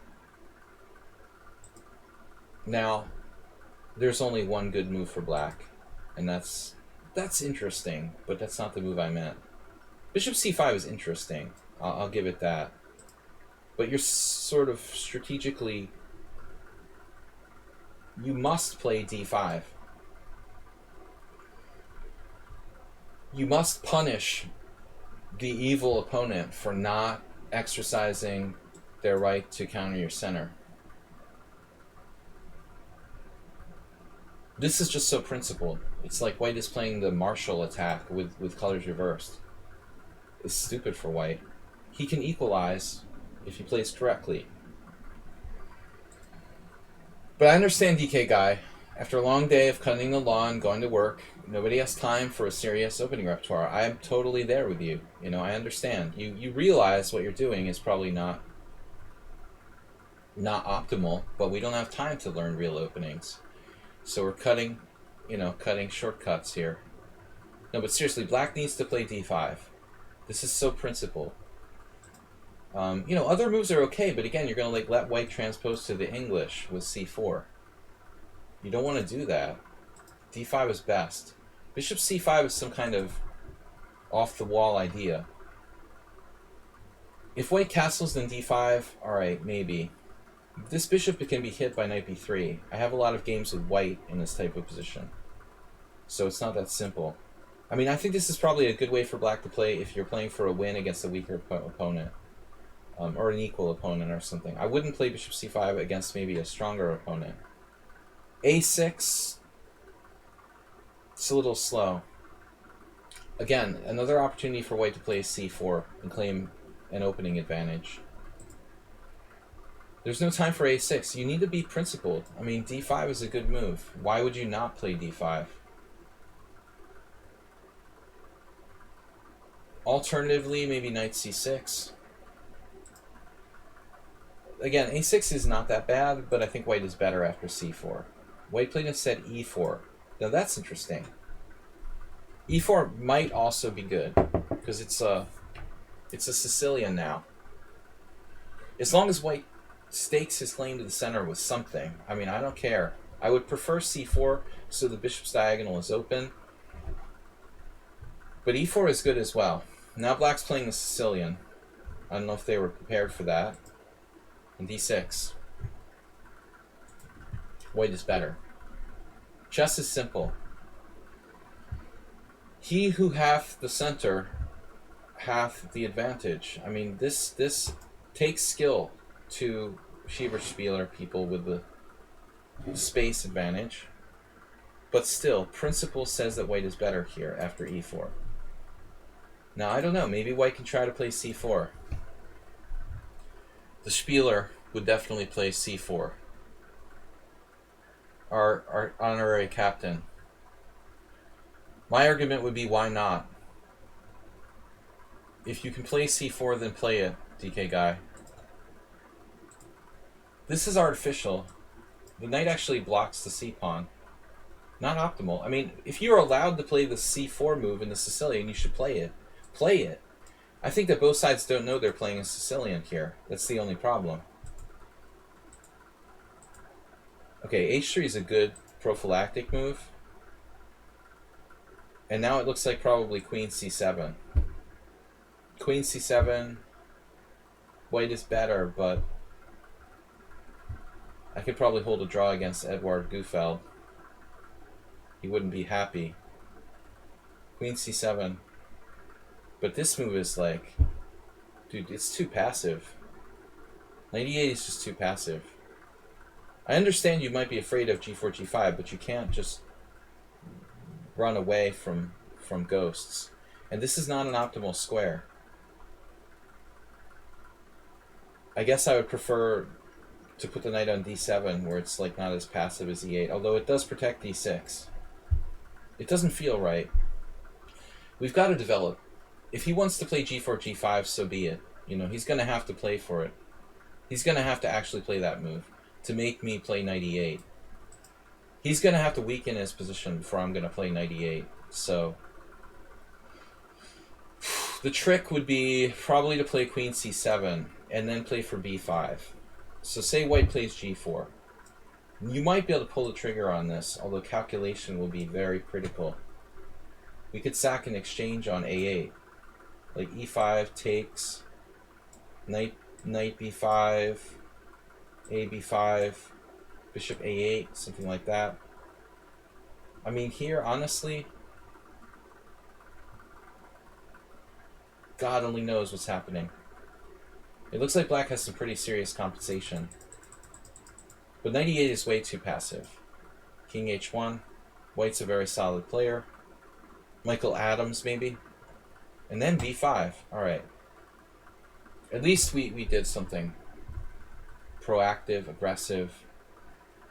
I like it. I like b5. I like the intention of bishop b7. Queen d3, a la Schieberspieler. Not the first move I would have thought of, but it looks reasonable. Black's okay.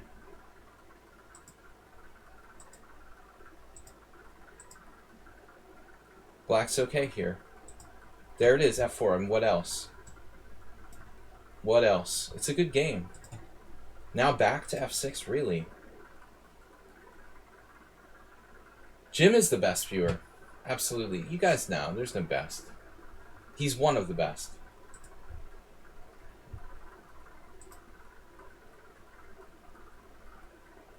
Bob gets the worst behaved viewer award. But he means well. Alright. I don't understand knight e8 and then knight back to f6. I wish we hadn't played knight e8 in the first place, but how about we move our bishop and we start to set up like knight c5? So like a subtle bishop retreat to b6. This is nice and well protected. We're threatening knight c5. And we can real quickly like triple up on their e4 pawn. Knight c5, knight f6, bang, bang, bang. Everybody joins the party here. And I like the other aspect of it. I like the aspect of this play along the c file. They have to worry about b4 at times. But the key idea here is knight c5. It seems weird to play like knight f6. Maybe we can still do it though, like g4, bishop b6, threatening knight c5. But clearly white needs to go for g4. You gotta play g4. You gotta. This is ridiculous, rook d2. The pawns should dictate the play here. Dictate. I don't know about rook d2. I would trust it if it was Alexander Rachmanov playing white, but it looks a little weird. Something more fundamental. I like this. g4, man. Come on. Especially after knight e8, knight f6. Engine likes black. I was thinking here, threatening knight c5. Wow, and it doesn't work? What? g5, knight c5? What? OMG. White sacks a piece now. Damn, so g4 is bad. Looks like my bishop b6 idea is okay. So rook d2. Well, that doesn't help white. This might be good. Oh my god.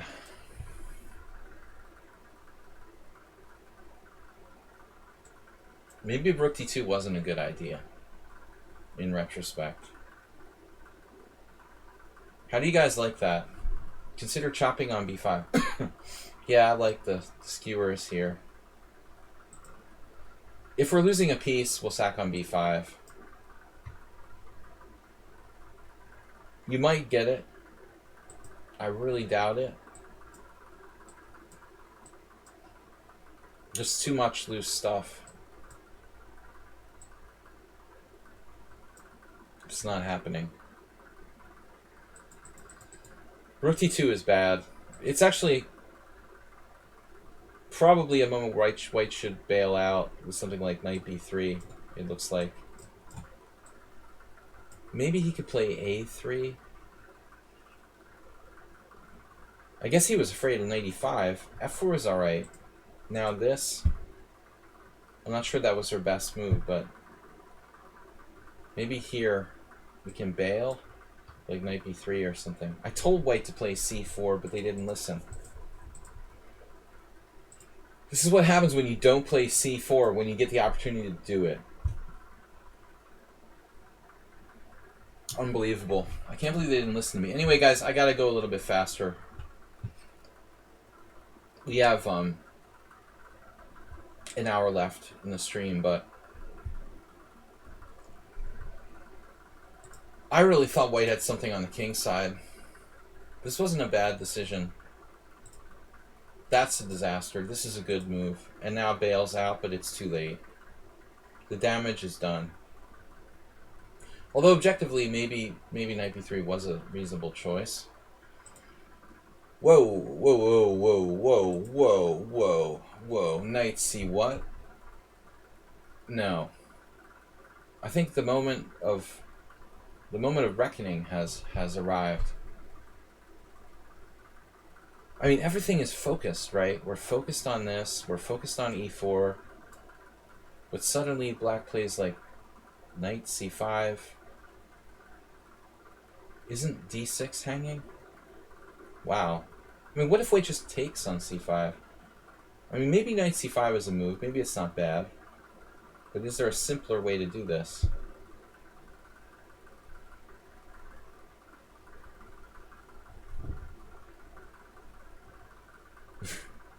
my normal... I can't stop myself from playing c4. This might even work.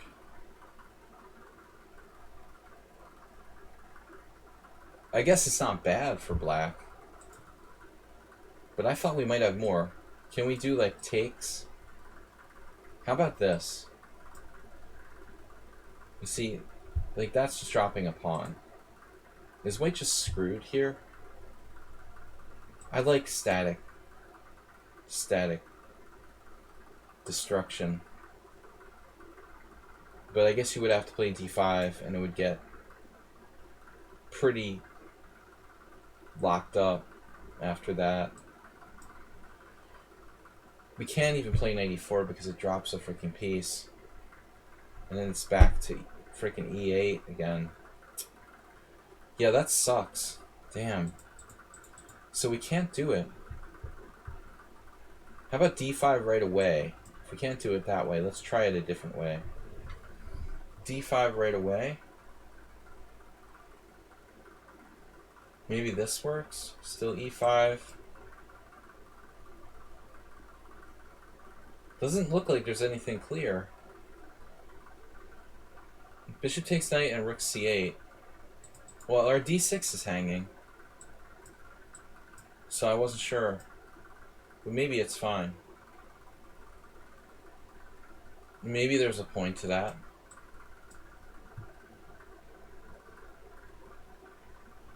And this is falling. And this is attacked. Wait, that's like bishop d4 though. Black is better here. Slightly better. Black is definitely better, but I can't find a forced win. So she played this, which actually looks okay too. And yeah, we have to take that way. I don't like taking away from the center. It makes this stronger.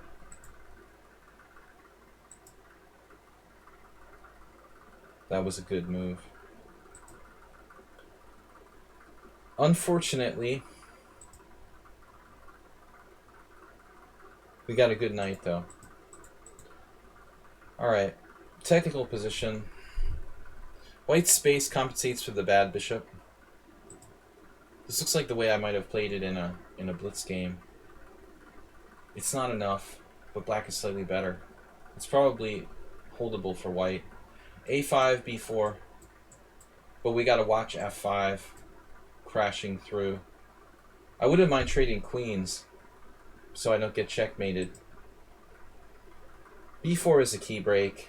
Maybe even B4 and C3. This looks a little funny. Kind of materialistic. I'm afraid white will generate a real attack in the time we're grabbing pawns on the queen side. Feels materialistic to me. Though I don't know exactly what to suggest. Maybe B4. Takes. C3. Does that even do anything? Unfortunately, it probably doesn't. Let's just support it with A5 then. How fast does white's play? Yeah, I mean, it's dangerous. It's dangerous. This position. G6 is weakening too. I want to make this work, something quick, but I don't quite see it. And there's a danger that we could be worse in an endgame with a knight versus bishop. Chestnut. I mean, I don't know, it's just intuitive, but I think that this feels too materialistic. White might have real chances for an attack on the king side. But I haven't calculated much here. I'm not sure about queen f3. That looks kind of slow. I mean, f5. I'm still not sure white is actually threatening anything. It does take him a few moves to threaten something. So maybe this is okay. But our queen gets like buried on a2. Still, white does not have a direct threat. So I think we're okay. b4. Maybe b4. It's got to be fast. Now there's serious threats of queen g4. Oh.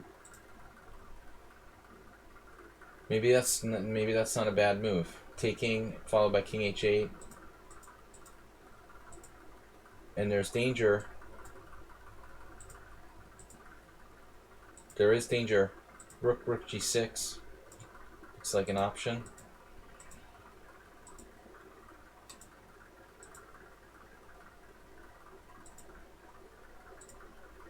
There, why not h6?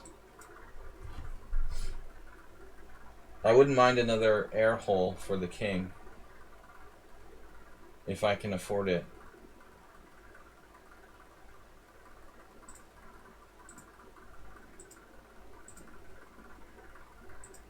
Well, I mean, this just looks like white's gonna lose the technical ending.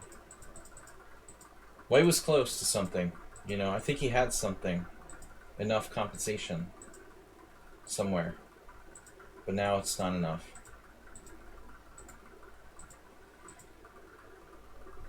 Pardon? Oh, that's a sneaky move. Rook takes g2. Good for you. Didn't realize you were threatening. No, a lot of questions about that game. I don't know. You know, I feel like queen a5 felt materialistic. I didn't want to turn on the engine, to just rely on the engine constantly. But maybe black was better all the way. It was interesting, you know, a lot of interesting points. All right, guys, I got to move on. More questions than answers for that game, though, I think, objectively. Wikipoo. I don't think black set out to play the Sicilian there. Wikipoo sent me a game, and I'm not sure. We should check. We should check what's happening before we go on to the next game with the Schieber Spieler. The Schieber team captain, our hero, winner of Tuesday's Pawn to Blitz tournament, is participating in the All-Star Arena with my Hungarian friends and others. Only 17 players. This guy, this German guy, it's like a German IM, is massively fast. He's insanely fast. Gobix is in the tournament. Schieber Spieler in 4th place. He's got a shot this week without Pop G. Mr. Olka isn't playing any games, though registered. Florian 0-2. So Schieberspieler has a chance. He has a chance this week. I'm getting challenged by a bot. No, thank you. Bots. Let's check out this Spieler game. Oh my god, he's playing the monster guy. So the monster guy, who's like super fast, he's got like 2 draws and a win against me.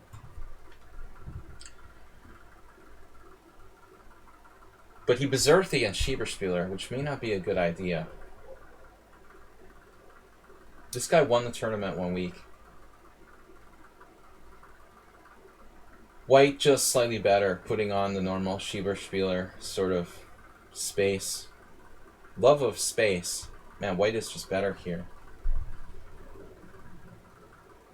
I don't envy black having no time and no space, but he's probably capable of holding a draw here. Black defends well. He can probably draw. I'm gonna go to see if Wikipoo has a game after this. Then Jim, Blabix, and Yabatis.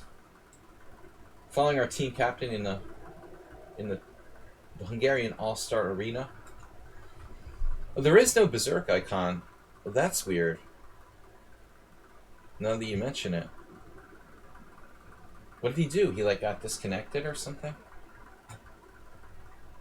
Oh, that's strange. Maybe he had a delivery at the door or something. He didn't berserk, you're right.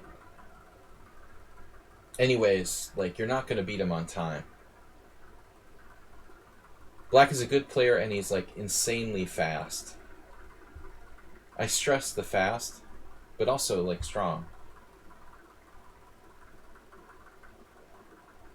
Knights!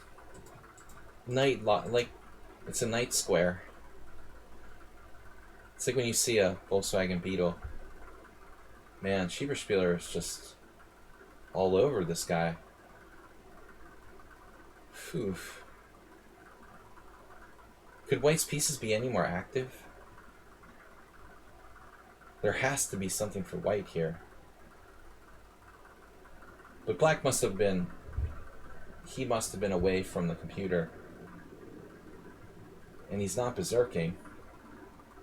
He either got disconnected or just somebody who was like... The land shark came to his door or something.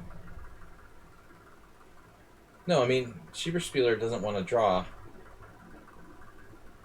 He's trying to find a forced win to like win material. It's not that obvious.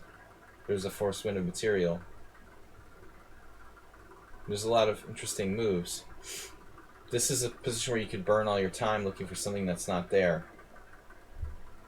That's why it's frustrating. I mean, I hope my internet is okay. I've got 60 ping, server 0.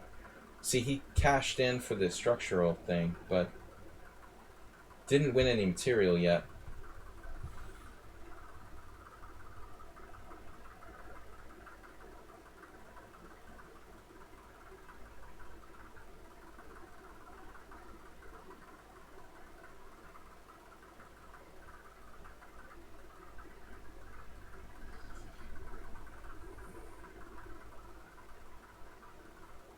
He won a pawn. The bishop is a tough piece, though. The white is objectively winning here. It's going to take good technique, but Schieberspieler has the technique, and this is increment, so I wouldn't bet on Lucky Cheek to hold a draw there. I'm not sure if white should allow that trade of pawns, but it's still 4 against 2. If white were to lose his B pawn, then things could get kind of unclear. But objectively, white should be winning here. I don't know if I like taking on h4. Maybe better to keep the structure together. Bishop's pretty good at keeping like outside pawns under control. Though again, I think 2 pawns up should be a comfortable win. The practical chances for black to draw are still there. Looks like white's too well coordinated. White's king is too strong. Everything. It's looking really bad for black.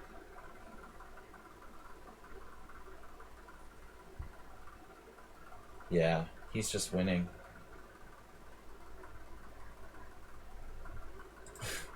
The arrows are still there. The circles. Those are circles.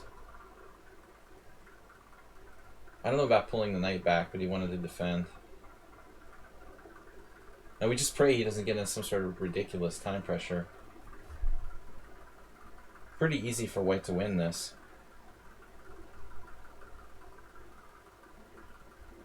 I wouldn't want to get down on time, though. He's actually giving him a pawn to simplify the situation. It's over. Just over now. White can just give away one of his pawns. We don't really want the rook and bishop pawns, though. The rook and bishop pawns is his technical draw.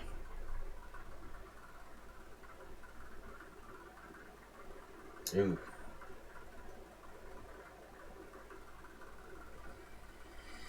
So, nice, impressive game. Gobik snuck in first place while they were battling it out. I am not up for this tournament, but good luck to everybody playing in that tournament. Schieberspieler, fourth place, taking out the very fast Lucky Cheek. Alright. Anyway, guys, back to our analysis stream.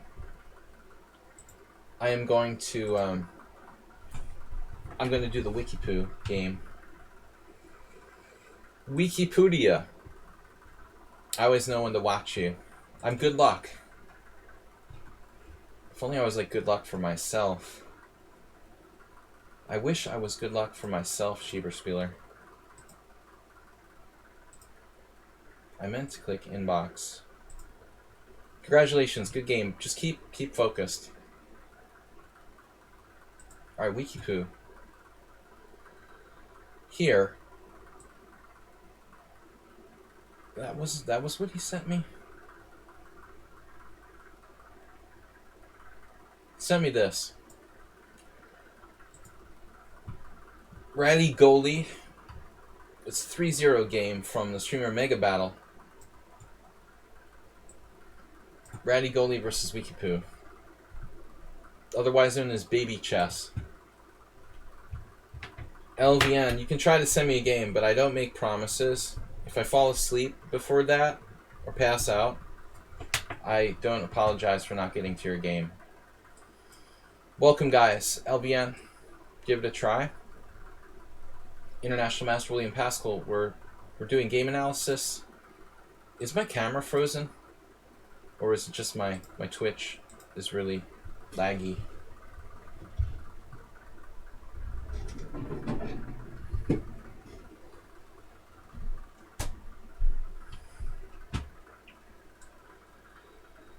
So that was Schieberspieler. This is our other young savior from the team battle.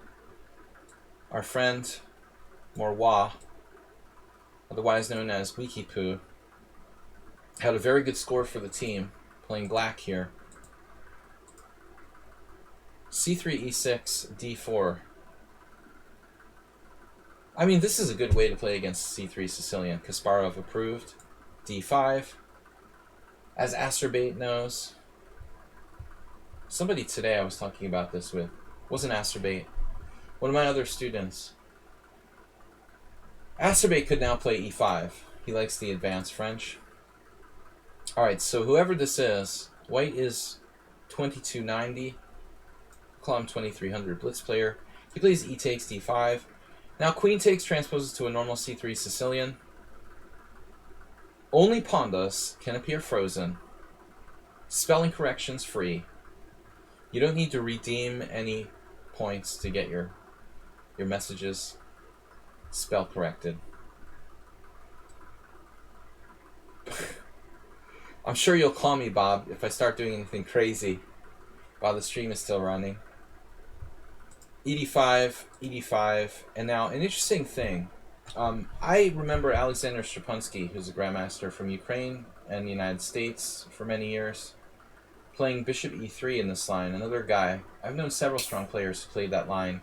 But it looks like bishop e3 isn't the main line. I always kind of assumed it was. Bishop e3, And now black can play cd4 or c4.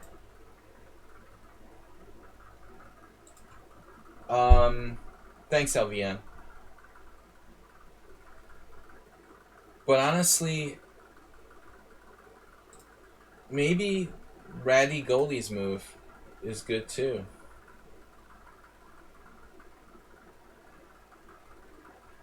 The thing is, if like bishop e3, you can play either c4 and then b3 and c takes b3, a takes b3. This position is maybe a little bit better for white. Or black just simply takes here, and like bishop takes d4, knight c6. You're going to take out that bishop on d4. Knight f3, knight d4. I looked at this today. It's pretty to have the better pawn structure, but black has this very strong unopposed dark squared bishop. It probably counterbalances the structural advantage for white. Objectively, white isn't really better here. It's a matter of style, I guess. So, alright. So, Wikipedia's opponent plays knight f3. Let's take a look. Well, yes. Plays knight f3. I don't know too much about this. We need to develop. I mean, knight c6 is normal. It's like a Tarrasch French. You're hoping that like white takes here to get him to take on c5. Today I looked at what's white's best move in this position. Apparently bishop b5, so it's extremely similar to the Tarrasch French. But Wiki doesn't know a lot of theory. Probably he doesn't know this line. However, knight f6 doesn't seem like it can be really a bad move. A lot of times you play like bishop d6, knight e7 in any type of exchange French sort of position. But again, knight f6 is always possible. It doesn't necessarily have to be a mistake. Bishop d3. It's funny because Wikipoo actually likes to play the exchange French himself with white. So, one would hope that he knows what he's doing. My student, who shall remain unnamed, played h3 in this position in a game we analyzed today. I told him that I think that h3 is a little too slow. So, Myro, wherever you are, bishop d3, an improvement on h3 maybe. Bishop e7, castles,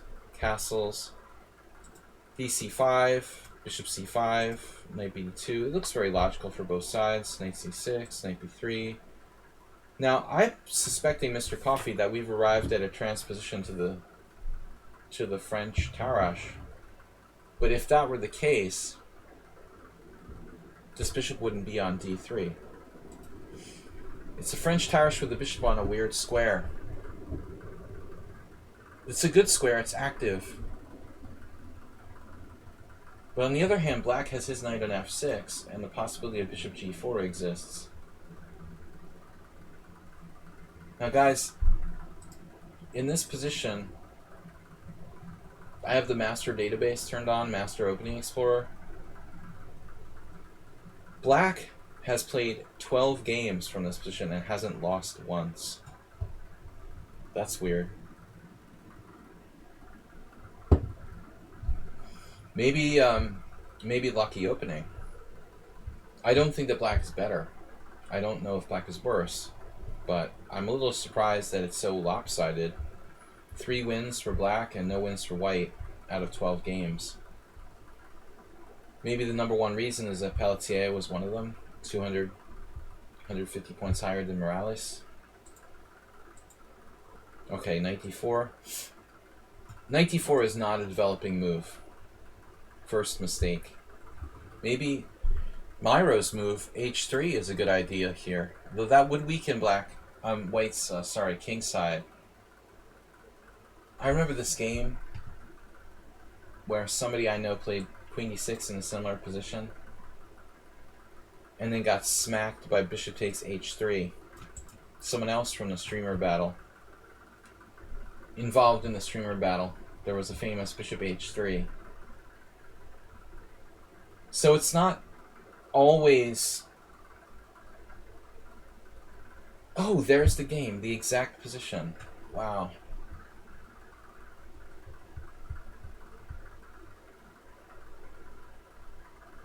Glazirov. H3 is a bad move by Levente. He understands his mistake. Tempting. It's a very tempting move.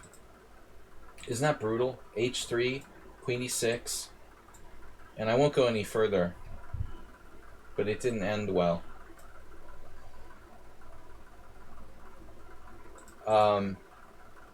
That's obviously a tournament I played in. Knight on BD4. Slower but more solid.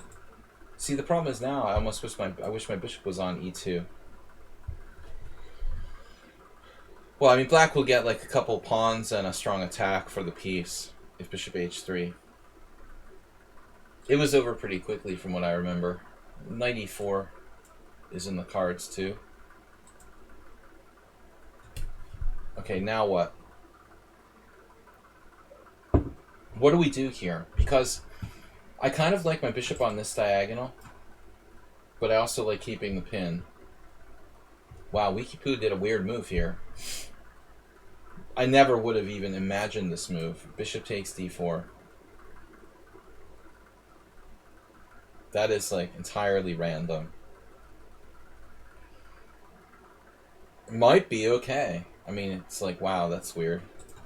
So this pawn looks like a good attacker, actually. But it's not so clear. He has this. Unexpected turn of events in a 3-0 game for Wikipoo. And then white will C4. White has no threat.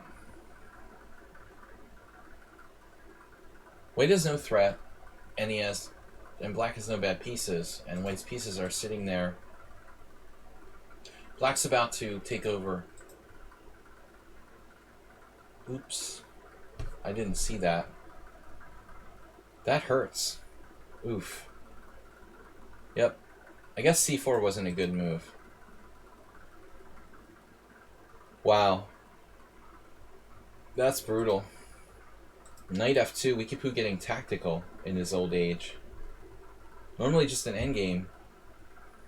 A solid defender. Oh, here he got really tricky. I thought he was going to just take and take on C4. But it doesn't win. So I didn't even fully appreciate what's happening here. I thought this works. But you have bishop C2. Nobody knows what's going on then. So this is just unclear. Maybe it's not even clear. Maybe black is not winning. Okay, so it's unclear. Better for black according to the computer. Yeah, I mean, I don't know. It looks like you should take, force the king out, take here, win a pawn, force bishop C2. But then I don't know. I don't really want to trade queens. But you could check and maybe take on B2. If bishop E3, so he might have to play something crazy like this. Or king F1, if you're more sane. But black is more active than white, and white's pieces are not in the game. That's largely the problem. Yeah, it's a shame to give up that bishop, but it was an inventive game by Wikipoo. I mean, good for 3-0.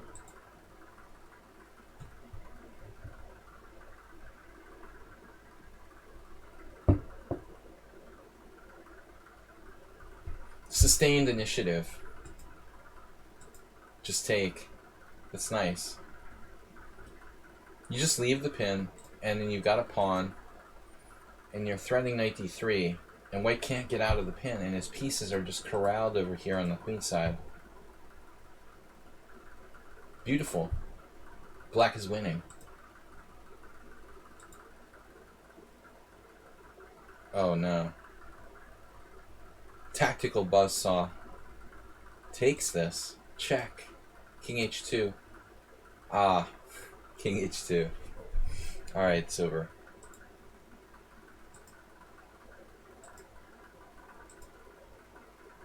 White there, inventively finding a defense. Rook e8. This looks... Rook e8 looks pretty good.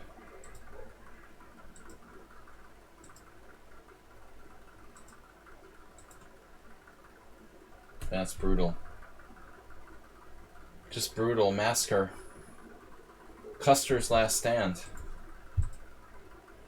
I don't know about knight c2.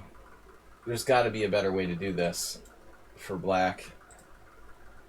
It's weird to play that a second time. But it's like a 3-0 game. They're just moving fast.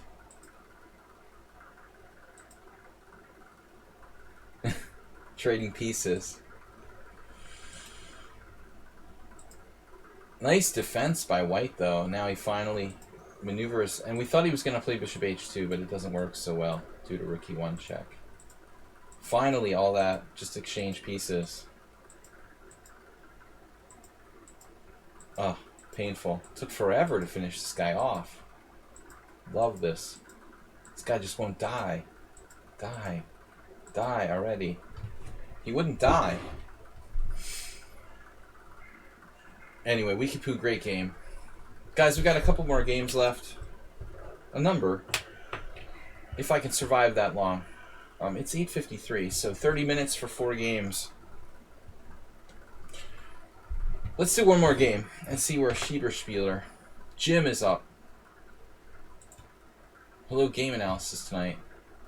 Game for Thursday. Since I don't play lately, I'd like to submit one of the most memorable games of my former chess instructor who passed away 13 years ago. In honor of Jim's chess instructor, this game was played in 1983. I wasn't even born. How old am I again? Even if I was 39, I mean, I'm 39. I was born. Alright, this is Jim's teacher. We're going to assume he was black.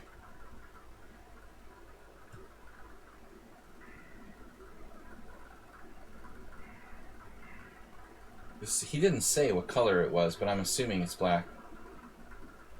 Yeah, he's here. Sorry. Give or take 8 years.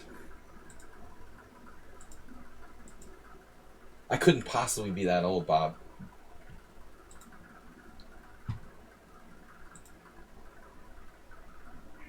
I started playing chess in like 1985. I've revealed that in the stream. 1984. I had already got a subscription to Chess Life magazine. I went to my first unrated tournament. Possibly in 1984. Knockout tournament for Scholastic players. Always a good idea. Alright, so Accelerated Dragon, nice. I didn't really commentate the opening moves here. Hyper Accelerated Dragon, d4. This is a good way to avoid main lines. I mean, d5 is kind of a problem. That's the main issue in this position. D takes c5, not so much. I don't like playing the black side of the Benoni, let's say. Here, though, there's a lot of interesting moves. Knight f6 I've played. This is a sort of lie. The lie variation. Padmini route versus me. It's like a complete lie. Doesn't even work. But anyway, I won't reveal my secrets here on the stream. I bluffed 2 people with that move.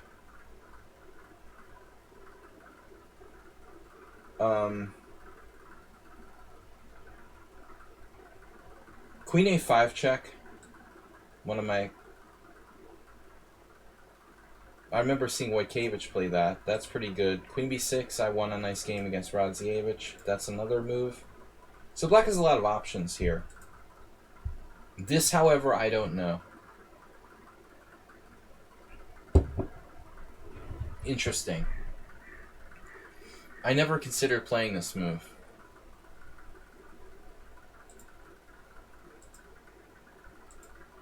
It's some kind of modern defense. Maybe it's a transposition, though. The knight's not on c3 yet. I honestly expected cd4. That feels right to me. Righter. Grammatically correct. It feels righter.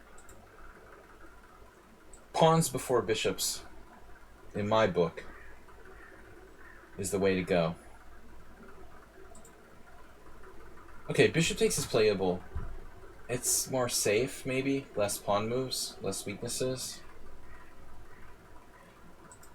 Unfortunately, like, we're probably going to have to bring this back, and it's going to cost us time. Smislav Leboyevich, 1972.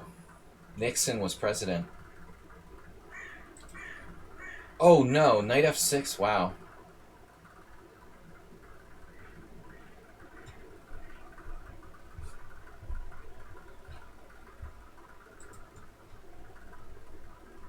I thought we would have to retreat our bishop. I guess that would be my personal preference, to play like bishop g7. I don't have much company here, except for Mikibachi. And Guillermo Garcia Gonzalez was a good player, passed away. I never met him. Knight f6, knight d2, knight d7. Okay, this makes sense. Got to get out of the way now. The knight's attacking the bishop. Back. So it feels like white should be slightly better. Here's a game. Fairly recent games, actually. Wow, it's funny. So the game's in there. Fairly recent games, 2007. Robbie Adamson. Robbie should stick to playing the Benko. Though this was an e4 opening. Robbie plays the dragon. Rook b1, castles, rook bishop f4. White is just better.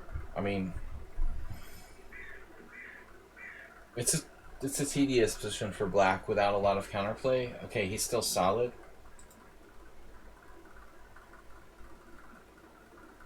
I like this move. Damn. I mean, black knows what he's doing. This looks crazy, but actually, it's not so easy for white to break through. He needs e5 or f4 and e5, and he just doesn't seem to have it. It's funny. The other game, Richard Bialek against some guy played. This is awful. Like b6, man. Ugh. How are you rated 2369? b6 is a horrific move for black. Why would anybody play b6? Man, this is a great move compared to b6.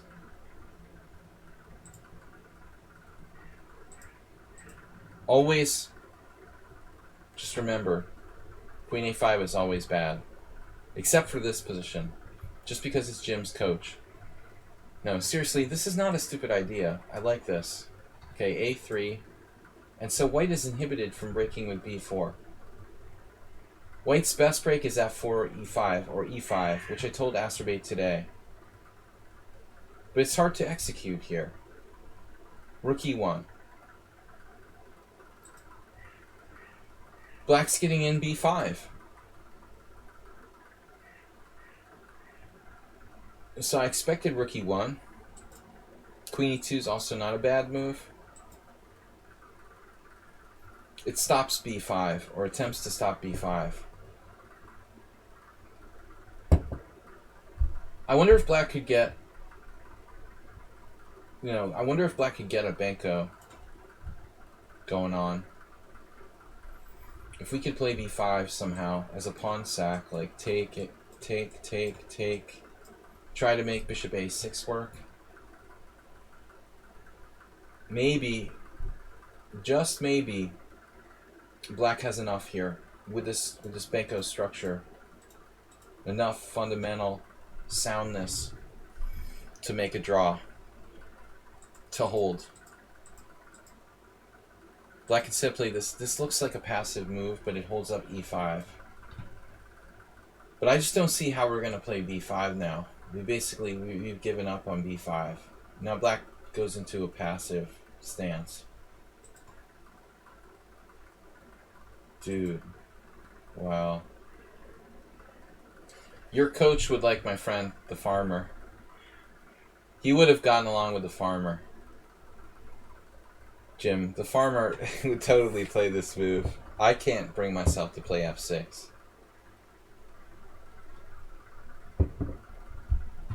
No, that's totally the farmer style. 95.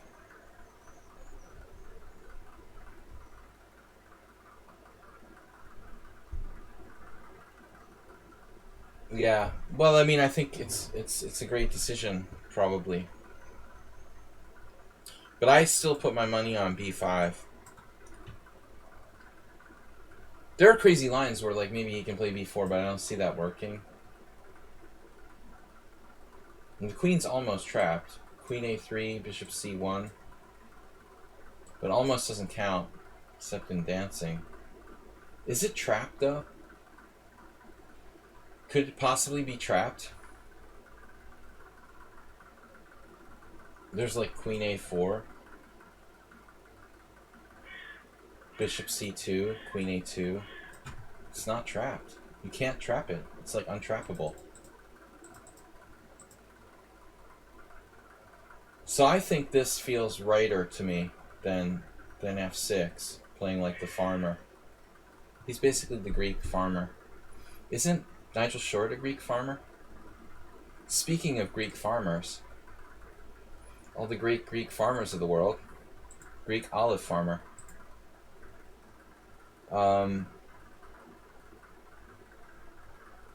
Yeah, I like b5 better. So the coach Jim just goes solid. Bang. Now I need Asterbait to raise his hand. Asterbait, where are you? What is White's plan in this position?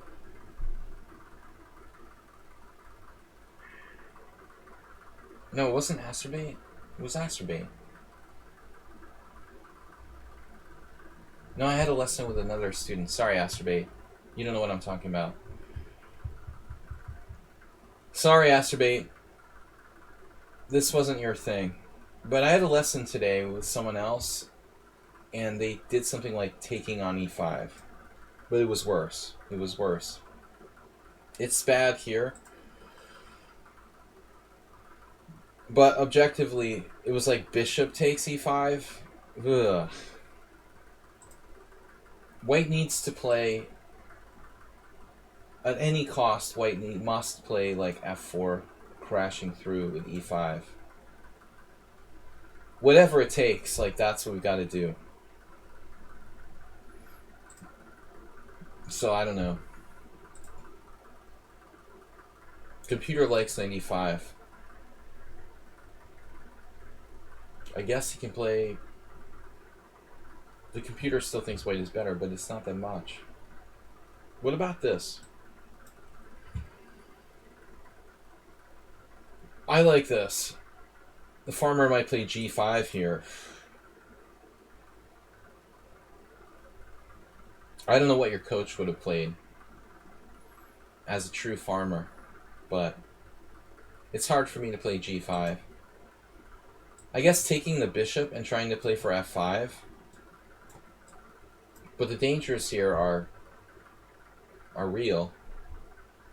White doesn't have bad pieces. Black has bishops, but the knight is decent too. And there's a backwardness to Black's position along the e-file. So I think that was a very serious consideration. A very serious consideration. Takes here, here, and it's a different game. Yeah. It's hard for White to do anything now. Force field. b4 is good. Another b file. He's got something there.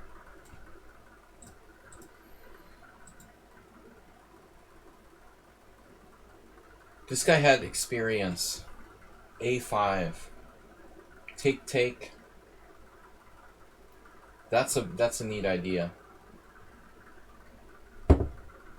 Trying to lock the queen side. Maybe White should have just played b5 and, like, offered a draw or something at this point. That's probably what I would do. Draw. Obviously, Black can play for a win on the king side now. It's awkward. If you take, maybe take here. What about bc5? I mean, queen c5 check fails, does it? Or this falls. Check, bishop there, queen there. This is kind of messy. It may actually be good for black because the outside pawn here, if c5 doesn't hit. I'm not sure. But man, I mean, the A file is rocking now. This was an accelerated dragon. Accelerated dragon players generally know what they're doing with the A file.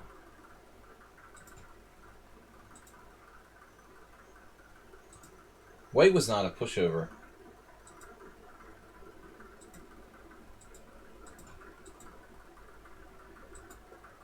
It was like a blunder. It feels like a blunder. Wow. Oh no.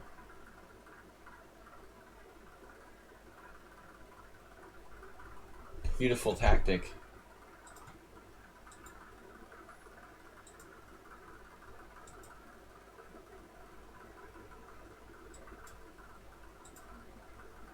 So we get to this ops-colored bishop thing. My god.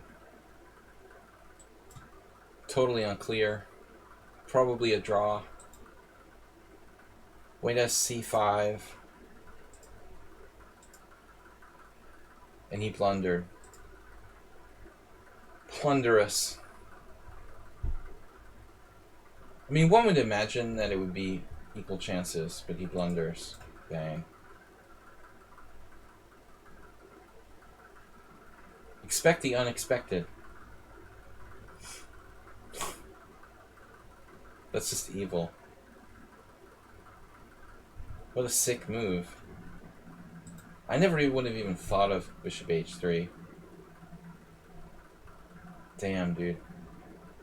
I mean, this pawn is... The pawn on b3 has massive value.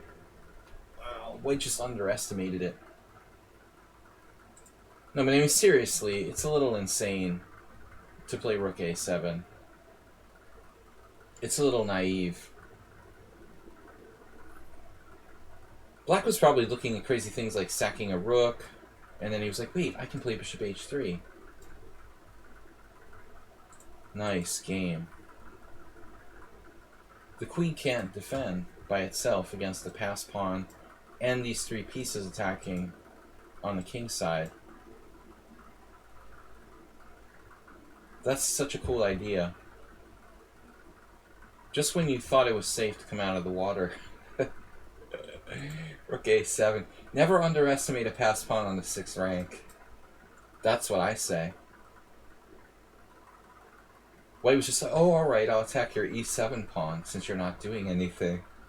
Serious problem. Whoops. Because if queen b2, queen f3. Jeez. Isn't queen f3 enough? It's not enough. It's not enough.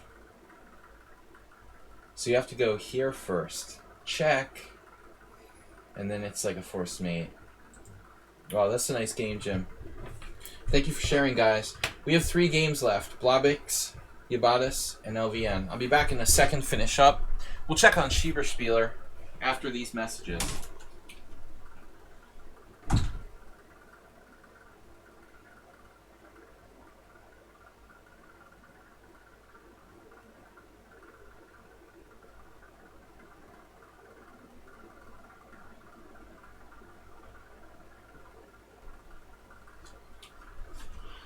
After these commercial messages, we'll be back. I was thinking of making like parody commercials for the stream. Bob, you have any good ideas? It is a long stream. Bonus.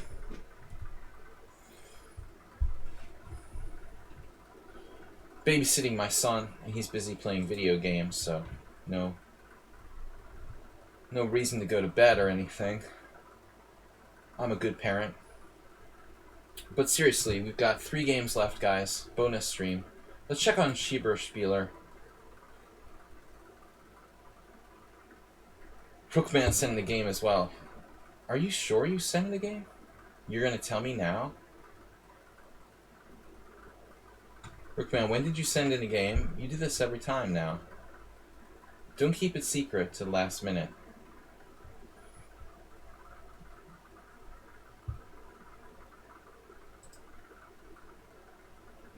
I am bored at home during COVID. My poker game on Friday night got canceled because of our venue getting rented out. What am I going to do? I had to find a new poker game to play in on Friday nights. It's ridiculous. The Hungarian All-Star Arena.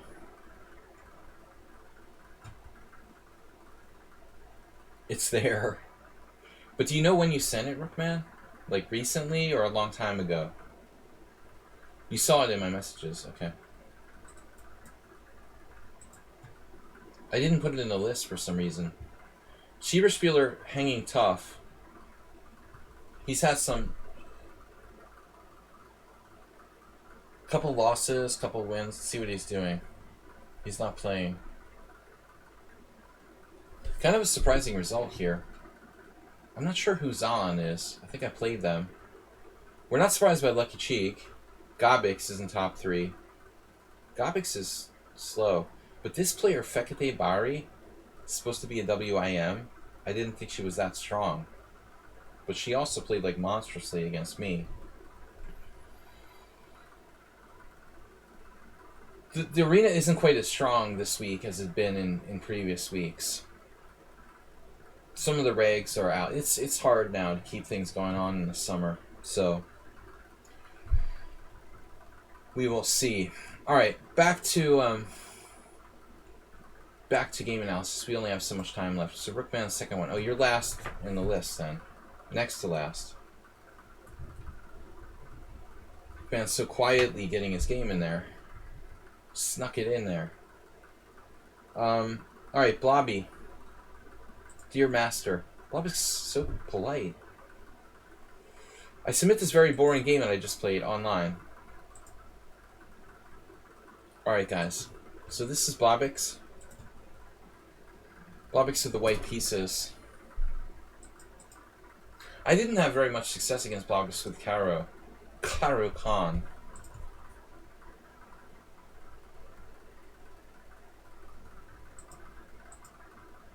I can't remember now. I only tried the Caro Khan once or twice against him. I guess it was a main line. But he has this... Oh yeah, he has his pet line. Now I remember. He does something weird with like F4. And people don't know it. So he racks up a lot of easy points. Against punks who don't know this line. But he didn't play... His opponent didn't play Bishop F5. By the way, Knight F6 is all the rage now. I think it's kind of overhyped, objectively. A little overhyped, but it is a little old. Like, the Bishop F5 is getting kind of old. But Knight D7, I don't know. I don't like Knight D7. I tried to play this for years. I don't know if I ever played this against Blobix, though. Blobix playing old school with Knight F3. God, Blobix. I think I did play this against you once. I mean, first of all... Kasparov deep blue, like deep blue Kasparov. Knight G5 is our number 1. Yeah, Knight F6 is trendy. Maybe Knight D7 should come back in fashion. A Hungarian player, Proashka, was playing Knight D7 Caro Khan a lot for a while, 10 years ago. Maybe this should come back into fashion. Maybe now that we have computers really strong to analyze openings, fashion will change. Knight G5 is a problem. Bishop C4 is the other move, as I had with Punchmaster. I swindled Gormley down 2 pawns in a knight endgame for a draw. One of the only games I ever didn't lose with the Caro Khan, Knight D7. But maybe like, yeah, those are the 2 lines that seem to me the best. This is old school, man. You're like an old man playing Knight takes F6. That's like yawn, fall asleep, wake me up when the next round starts variation. This is really lame. Very disappointing that the Blobix plays this. Anand Karpov draw. Spidler Anand draw. Even Spassky probably plays sharper than this. Spassky's still kicking. Somebody played queen e2. Was that you, LVN? Somebody did that against me. Like, that's not a good line. I mean, it's not a real thing. Queen e2, it's like a joke variation. Computer thinks it's better for white, though. I mean, that's how bad this... It's how bad the knight d7 caro is. If queen e2 gives white an advantage, you know the variation sucks. Alright, knight f6, take, here. What are you doing? My god, man. Bishop e2. That's sick. Alright. Knight e5 is the only aggressive move.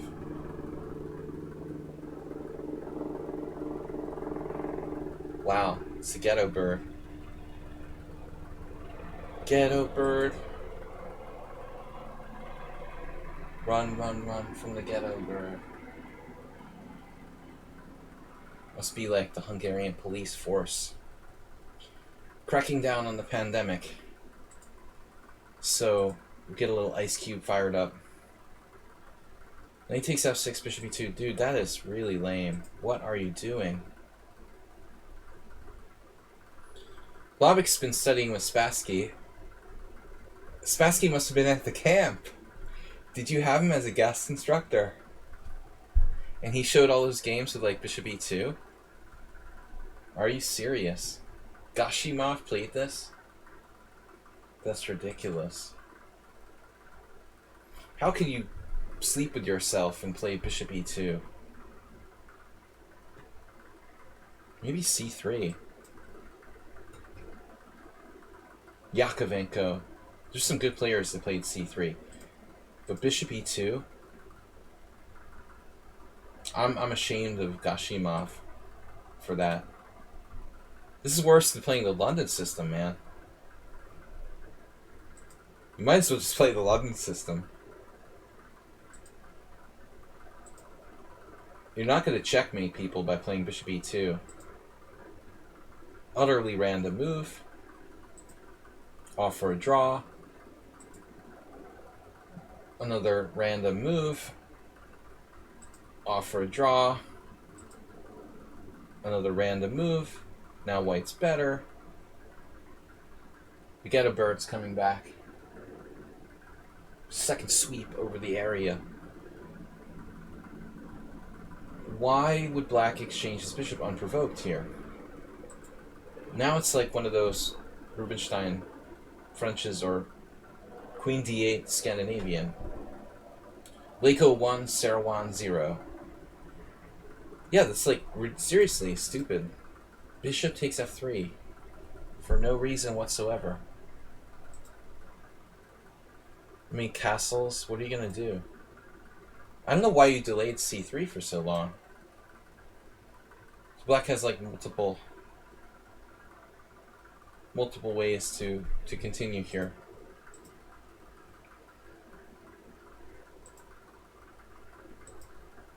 Okay, so bishop f3. Well, whatever. It's still solid for black, but white is better. Blavic's, yeah, must be too much time in the woods.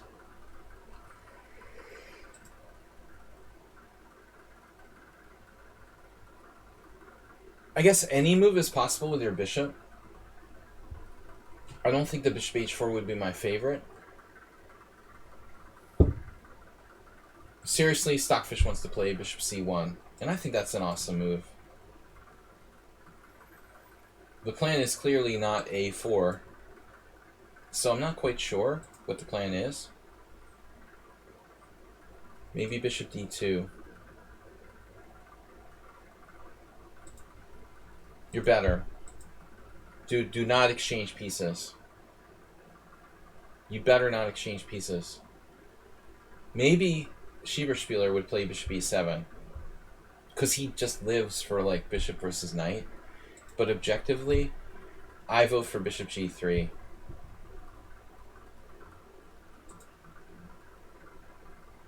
Man, Blobix is Spassky.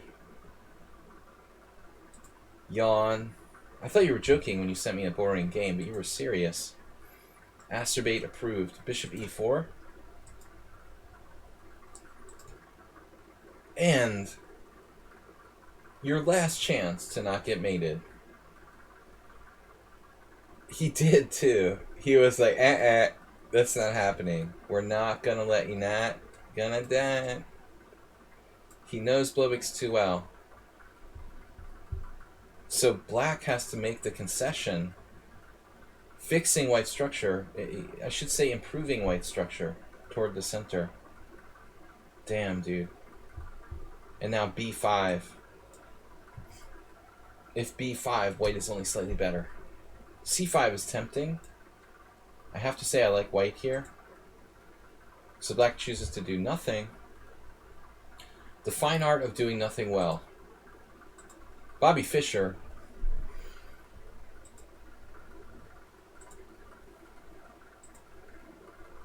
Ooh, kind of hyperactive move, b5. You've been so steady. Does this work? He didn't bite, give you the exchange. Man, nice game, Blobix. Nice try.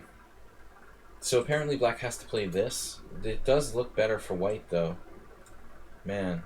But he had just enough. Black would have had just enough to eke out a draw, according to the engine there, if he plays actively. He played really well. Now you're just grinding him down with a better structure. Blobix has been hanging out with me and learning. Bishop d6, bishop e7. Learning to play boring chess.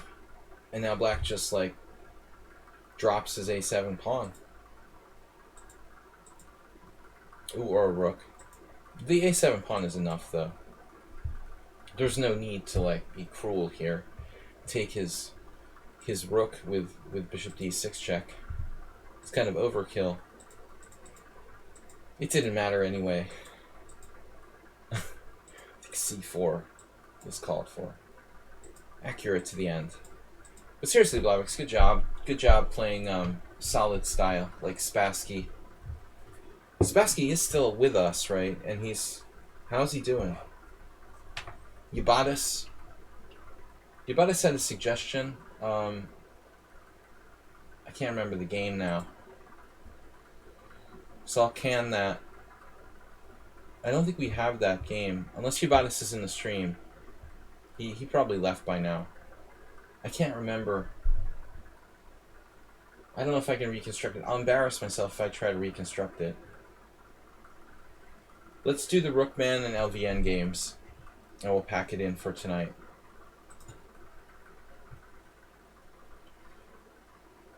This was a hand-brain game. I'm having trouble understanding and people misinterpreting what that means, you know? Like, some people think that hand and brain means like you're cheating or something. I think the definition of a hand-brain game is becoming kind of confusing. This was a hand-brain game versus an IM and an FM duo on stream. Henry Lee.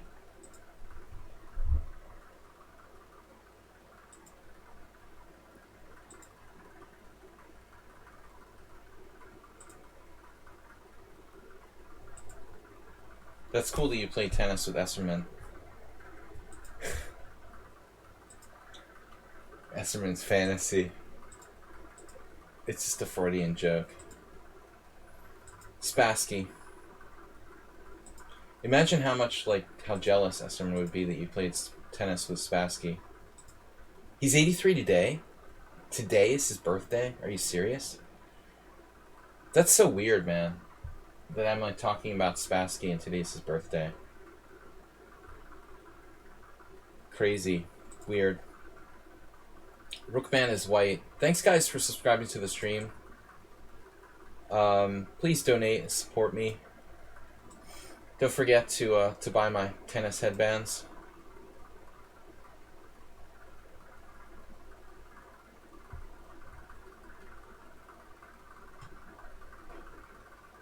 Oh, Spassky's still alive. Mr. Coffee lied to me. Listen to Mr. Spassky's. Mr. Coffee's. I'm drunk or something. It's hot here. Spassky's still alive. 83 today.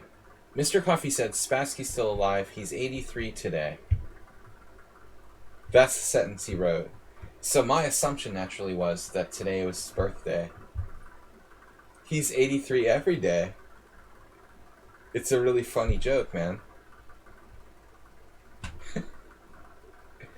Too stupid. Alright, e4, castles, f3. Never mind. Cancel the birthday party for Spassky. Cancel the aliens. Conspiracy theories. Knight c6. Victor Bologan is with us. I definitely wouldn't play bishop e3 before I played knight e2. Knights before bishops, I think. Knights before bishops, my friend. This is interesting. I remember once getting annihilated where I tried to play d5 early. That's a cool idea. White, for his part, maybe shouldn't play f3. We could play bishop g5 first. We want to be fancy. Or bishop e3. Wait for you to make the first move. No reason to play f3. f3 is inaccurate if black doesn't play d6. Just theorizing. I don't know. Does seem funny. Or knight e2. There's no reason to play f3 necessarily. I wonder, seriously, I mean, if f3 is like slightly inaccurate against f3, against d6 f3, has more point because of g4. You're not enhancing your control of like g4 when you castle. So maybe f3 is unnecessary here. Blobix donated 1,000 bits. In honor of Boris Spassky's non-birthday, I want to thank Blobix for the 1,000-bit donation, leading the way amongst our viewers and supporters. Hopefully Blobix can join us for a tournament this week, if he's back from the woods permanently. Congratulations to Spassky for being 83 in general. Yeah, black tried to get in e5 and knight e4 with the idea of knight e4 and blah blah blah. I'm just saying I like playing without f3. See, now e5, that's the magic move. See, that's the whole trick. We don't want to give up a bishop on d4. We want to give up a knight on d4. Now if we play knight e2, there's no games with e5 because we have this. And you do it anyway, but at least we're giving up a knight, not that. Bang, bang, bang, bang, and like so. That's what we're talking about. That's what Rookman's talking about. But if I'm going to take on d4, I'm not going to give up my bishop for it, at least. Maybe I can't even take the pawn. Whatever, okay, I can play some other move, like this. But I don't really want to give up my bishop. This dark square bishop is too important, especially if every single pawn on the freaking board, you know, is white square. Anyways, white avoided that. You know, he makes a smart move here, but this could be a very, very problematic situation. We have to be careful. Knight e2 is good. See, black's trying to benefit from not playing d6. I feel like this shouldn't be possible. So knight h5 is a secret move. Andras Adorian.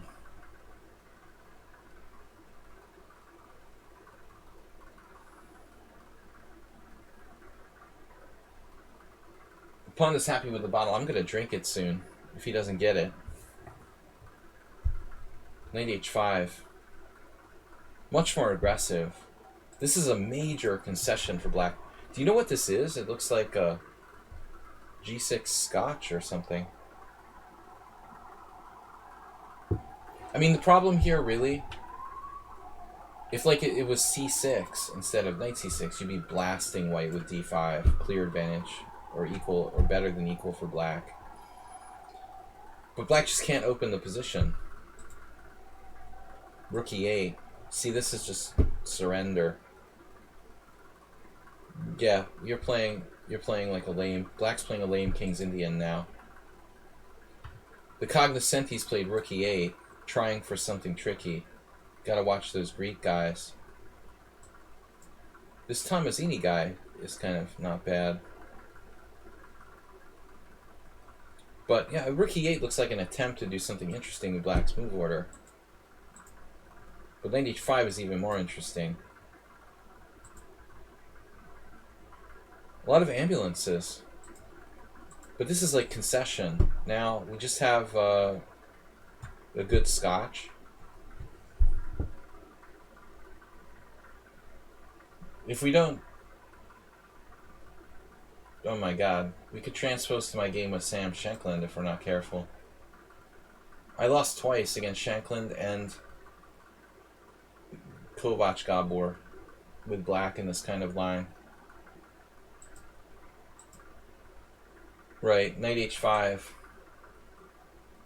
Knight h5 is the dreaded game where I lost against Shankland, where he prepared against me with the computer, like right before the game, while I was unarmed. Totally unsportsmanlike. Dirty preparation. Your opponent is defenseless, and you arm yourself with your laptop right before the game against a helpless opponent. Sure, he would be very fair in a duel. Bishop e2, knight h5, castles, and knight f4. And this is like a really well-known line. I lost those 2 games I'm referring to. Wonder if my Shankland game is even worse than this, actually. This was definitely my game with Kovac Gabor, but I'm thinking, against Shankland I did something even worse. I didn't even get this far. I did something even dumber. But I did lose to Kovac Gabor in this. For sure. But anyways, so knight takes d4, it's like the Marazzi, where our Marazzi pawn is over on c7. Black's just... Oh my god. There it is. What was I thinking? See, that's what happened. Oh my god, there it is. The horror of it all. What kind of idiot would play like this with black? I'm like... He ambushed me. It was like the first round of a GM tournament where we didn't have any pairings. So, basically the pairings are determined like 15 minutes before the first round.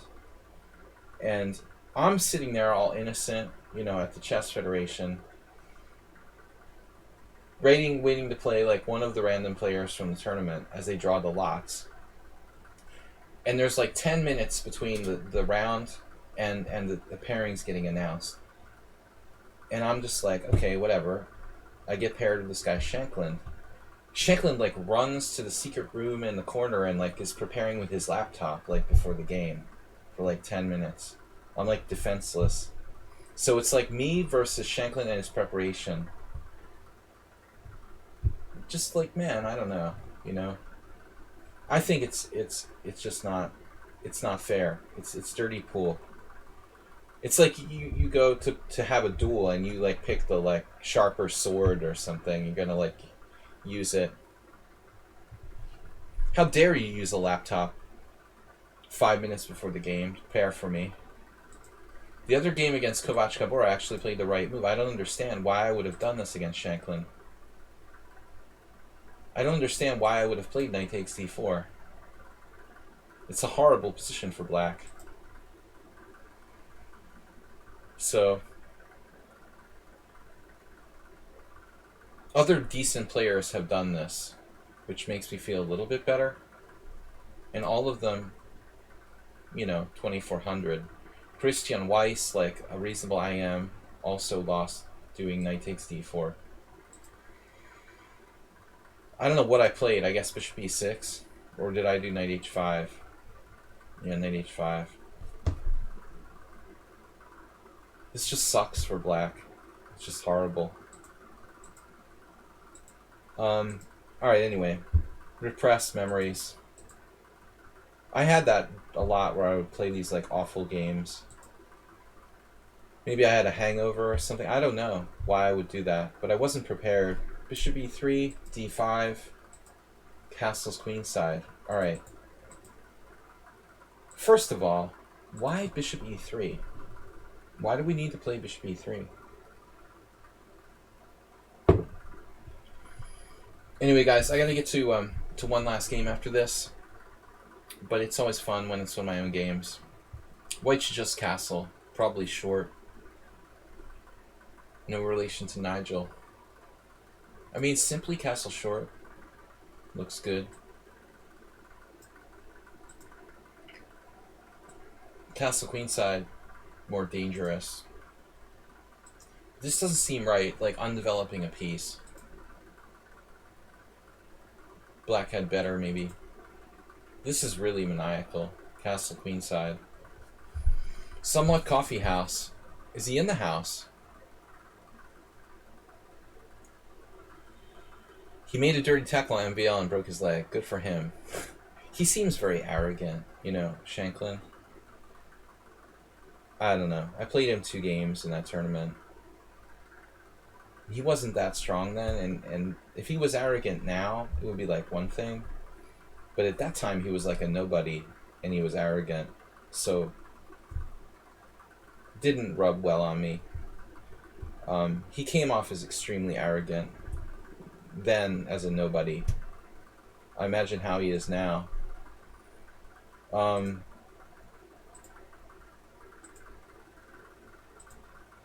Castle's queenside, queen a5, takes.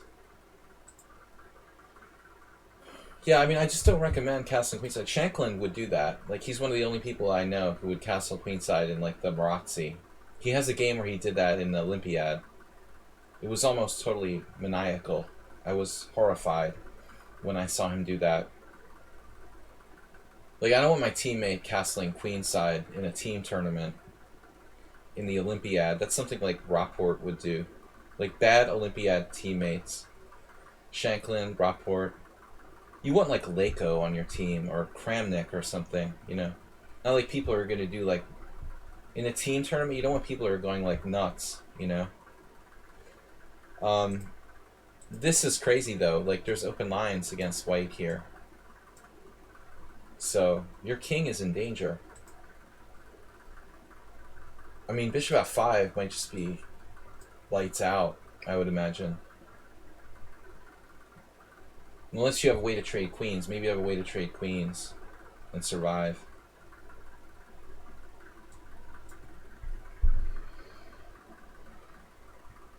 I don't like the look of this king position here. This is still strong. Rook a6, rook c6. White has to be very careful. The c file, sir.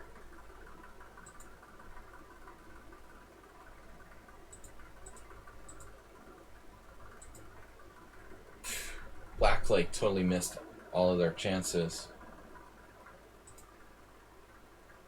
Wow, he had bishop h6. Computer-aided tactic. But it's not surprising. Like, you just don't want to be castled queenside. There are same-ish lines where you castle queenside. But they're rare and really not very common, you know. It has to be an exceptional position. Believe me, I played maniacal games with white in the same-ish where I castled queenside. Or didn't castle more often. And got my king checkmated. But, yeah, he just let it all dissolve. White's fine, it's equal. I don't like h4, fixing the pawn on a dark square. Maybe it doesn't matter that much. Oof, and a blunder. But a recovery is possible. Yeah, g2 we needed that pawn. Possible to take on a7, f3 is hanging. Not good.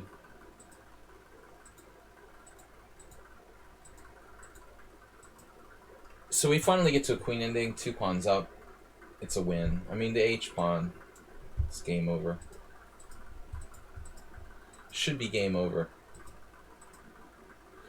Alright, guys, last game. That was a good game by those guys, but they didn't do anything special, honestly. You know, they probably could have played better.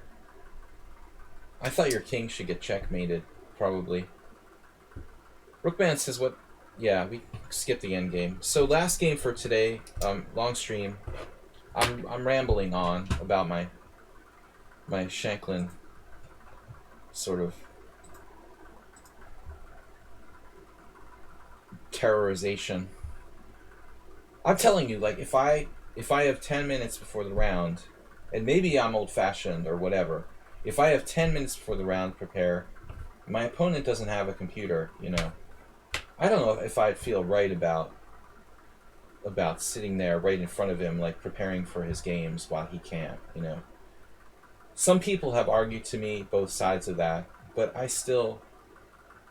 It just doesn't sit right with me, you know. I don't know. I know that legally it's within his rights. I love it when people point that out to me. Legally it's within his rights. He's allowed. I know that. But is it, like, morally right, you know, to prepare when your opponent can't prepare, like, right before the game? I'm not talking about, like, an hour, but you have 10 minutes. Yes, legally he has every right. I'm just talking about sportsmanship, you know. It just seems weird to me. Alright, LVN, last game. So I drew the second game against him. I was slightly better. But of course, like, the first game I get black, and I'm just screwed, you know, not having any time to prepare. And I'm upset about it, and I lost. You don't have to spend more than a minute on this game. Alright, sounds good. Bullet, but it had a cool finish. A good last game. And we'll see how Schieberspieler is finishing. LVN. Bullet chess analysis. Very important. So, e4, c6, knight c3, d5. This is a good line, actually. And bishop g4. That's a weird combination.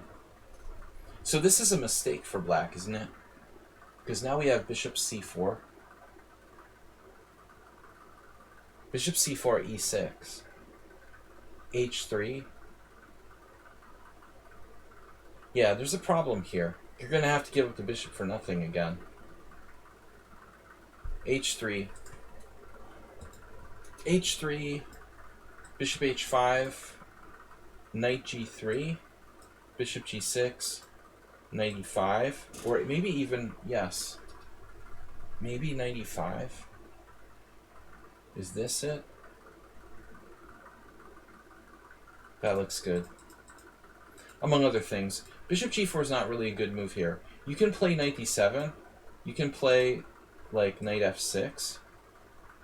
I'm not crazy about taking on e4, though. One thing you can't do is bishop f5. That's a common blunder. This is, like, a really bad move here because of knight g3. A lot of people don't realize this.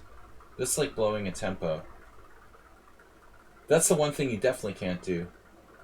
Yeah, Master Chess Dojo, what's up? John. I mean, I guess you could play knight d7, no? It's not so bad. But, like, knight f6, the problem with knight f6... Well, I guess it's not a problem, actually. Knight f6 is nice, because white's restricted now in what options he can use. Right here. Like, he has less options. He can't play setups with, like, d4, c3, and bishop d3. So this is a good... This is a good way to play. How can US players donate to stream? I don't use PayPal. I should put up, like, a Bitcoin donation. Otherwise, I guess you have to use... you can use a credit card donation on Streamlabs, dude. Seriously, if you want to donate, Rookman, and you're non-US, and you don't have PayPal, you can click on the Streamlabs link and make a credit card donation. DK Guy, other people have done that. That's completely okay. And then you can even get, like, a streaming donation, so you get credit. Master Chess Dojo continued the gift sub they got from Bob. What's up? Master Chess Dojo. Yeah, so this is cool, because here, white normally goes for, like, d4, c3, bishop d3, and knight e2, and now his knight's committed to f3. This variation is still playable for white, I guess. But, you know, the EF Caro is all the rage now for the pro Caro players. Yeah, you get a streaming donation, but you have to make sure you specifically donate with your credit card, not, well, you don't have PayPal, so you can't. So it's pretty obvious. So that's the definite option. But I should put, like, a link to donate for Bitcoin. DE4, knight e4, bishop g4, and then knight g3. And now h3. No h3. He likes the cheapo on f7. Alright, rook mat.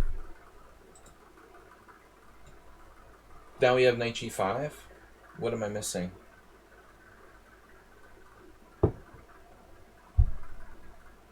This works? Whoa, what? What is this? Bishop takes f7? Does that work? How does that work? Your opponent was just asleep? Wait, why is black moving his king to g6 if he doesn't have to in this position? Wow. You mean to tell me, like, if black goes back to e8 or g8, like, there's no way of saving this bishop, or what? You're gonna do... How does this work? Like, e8. How does this work? f3. The bishop's trapped, but black has h6.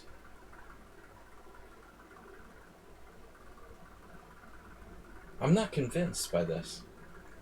Maybe I'm overanalyzing a bullet game. Right, you could play bishop h5. That's true.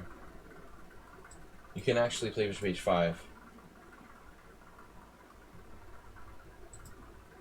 Again, it's bullet, it's fun. No, but I'm thinking, like, maybe you have a better move. I mean, you could really play knight g5. Like, maybe this is actually really strong, you know? Then black has knight e5. I feel like it's a game with Asa Hoffman or something. I had, like, these weird...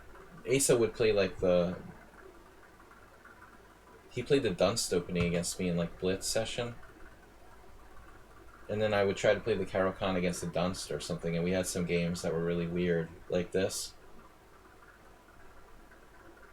But knight e5 makes it look dubious. Yeah. Asa beat me with knight c3 quite a few games. It's one of his favorites.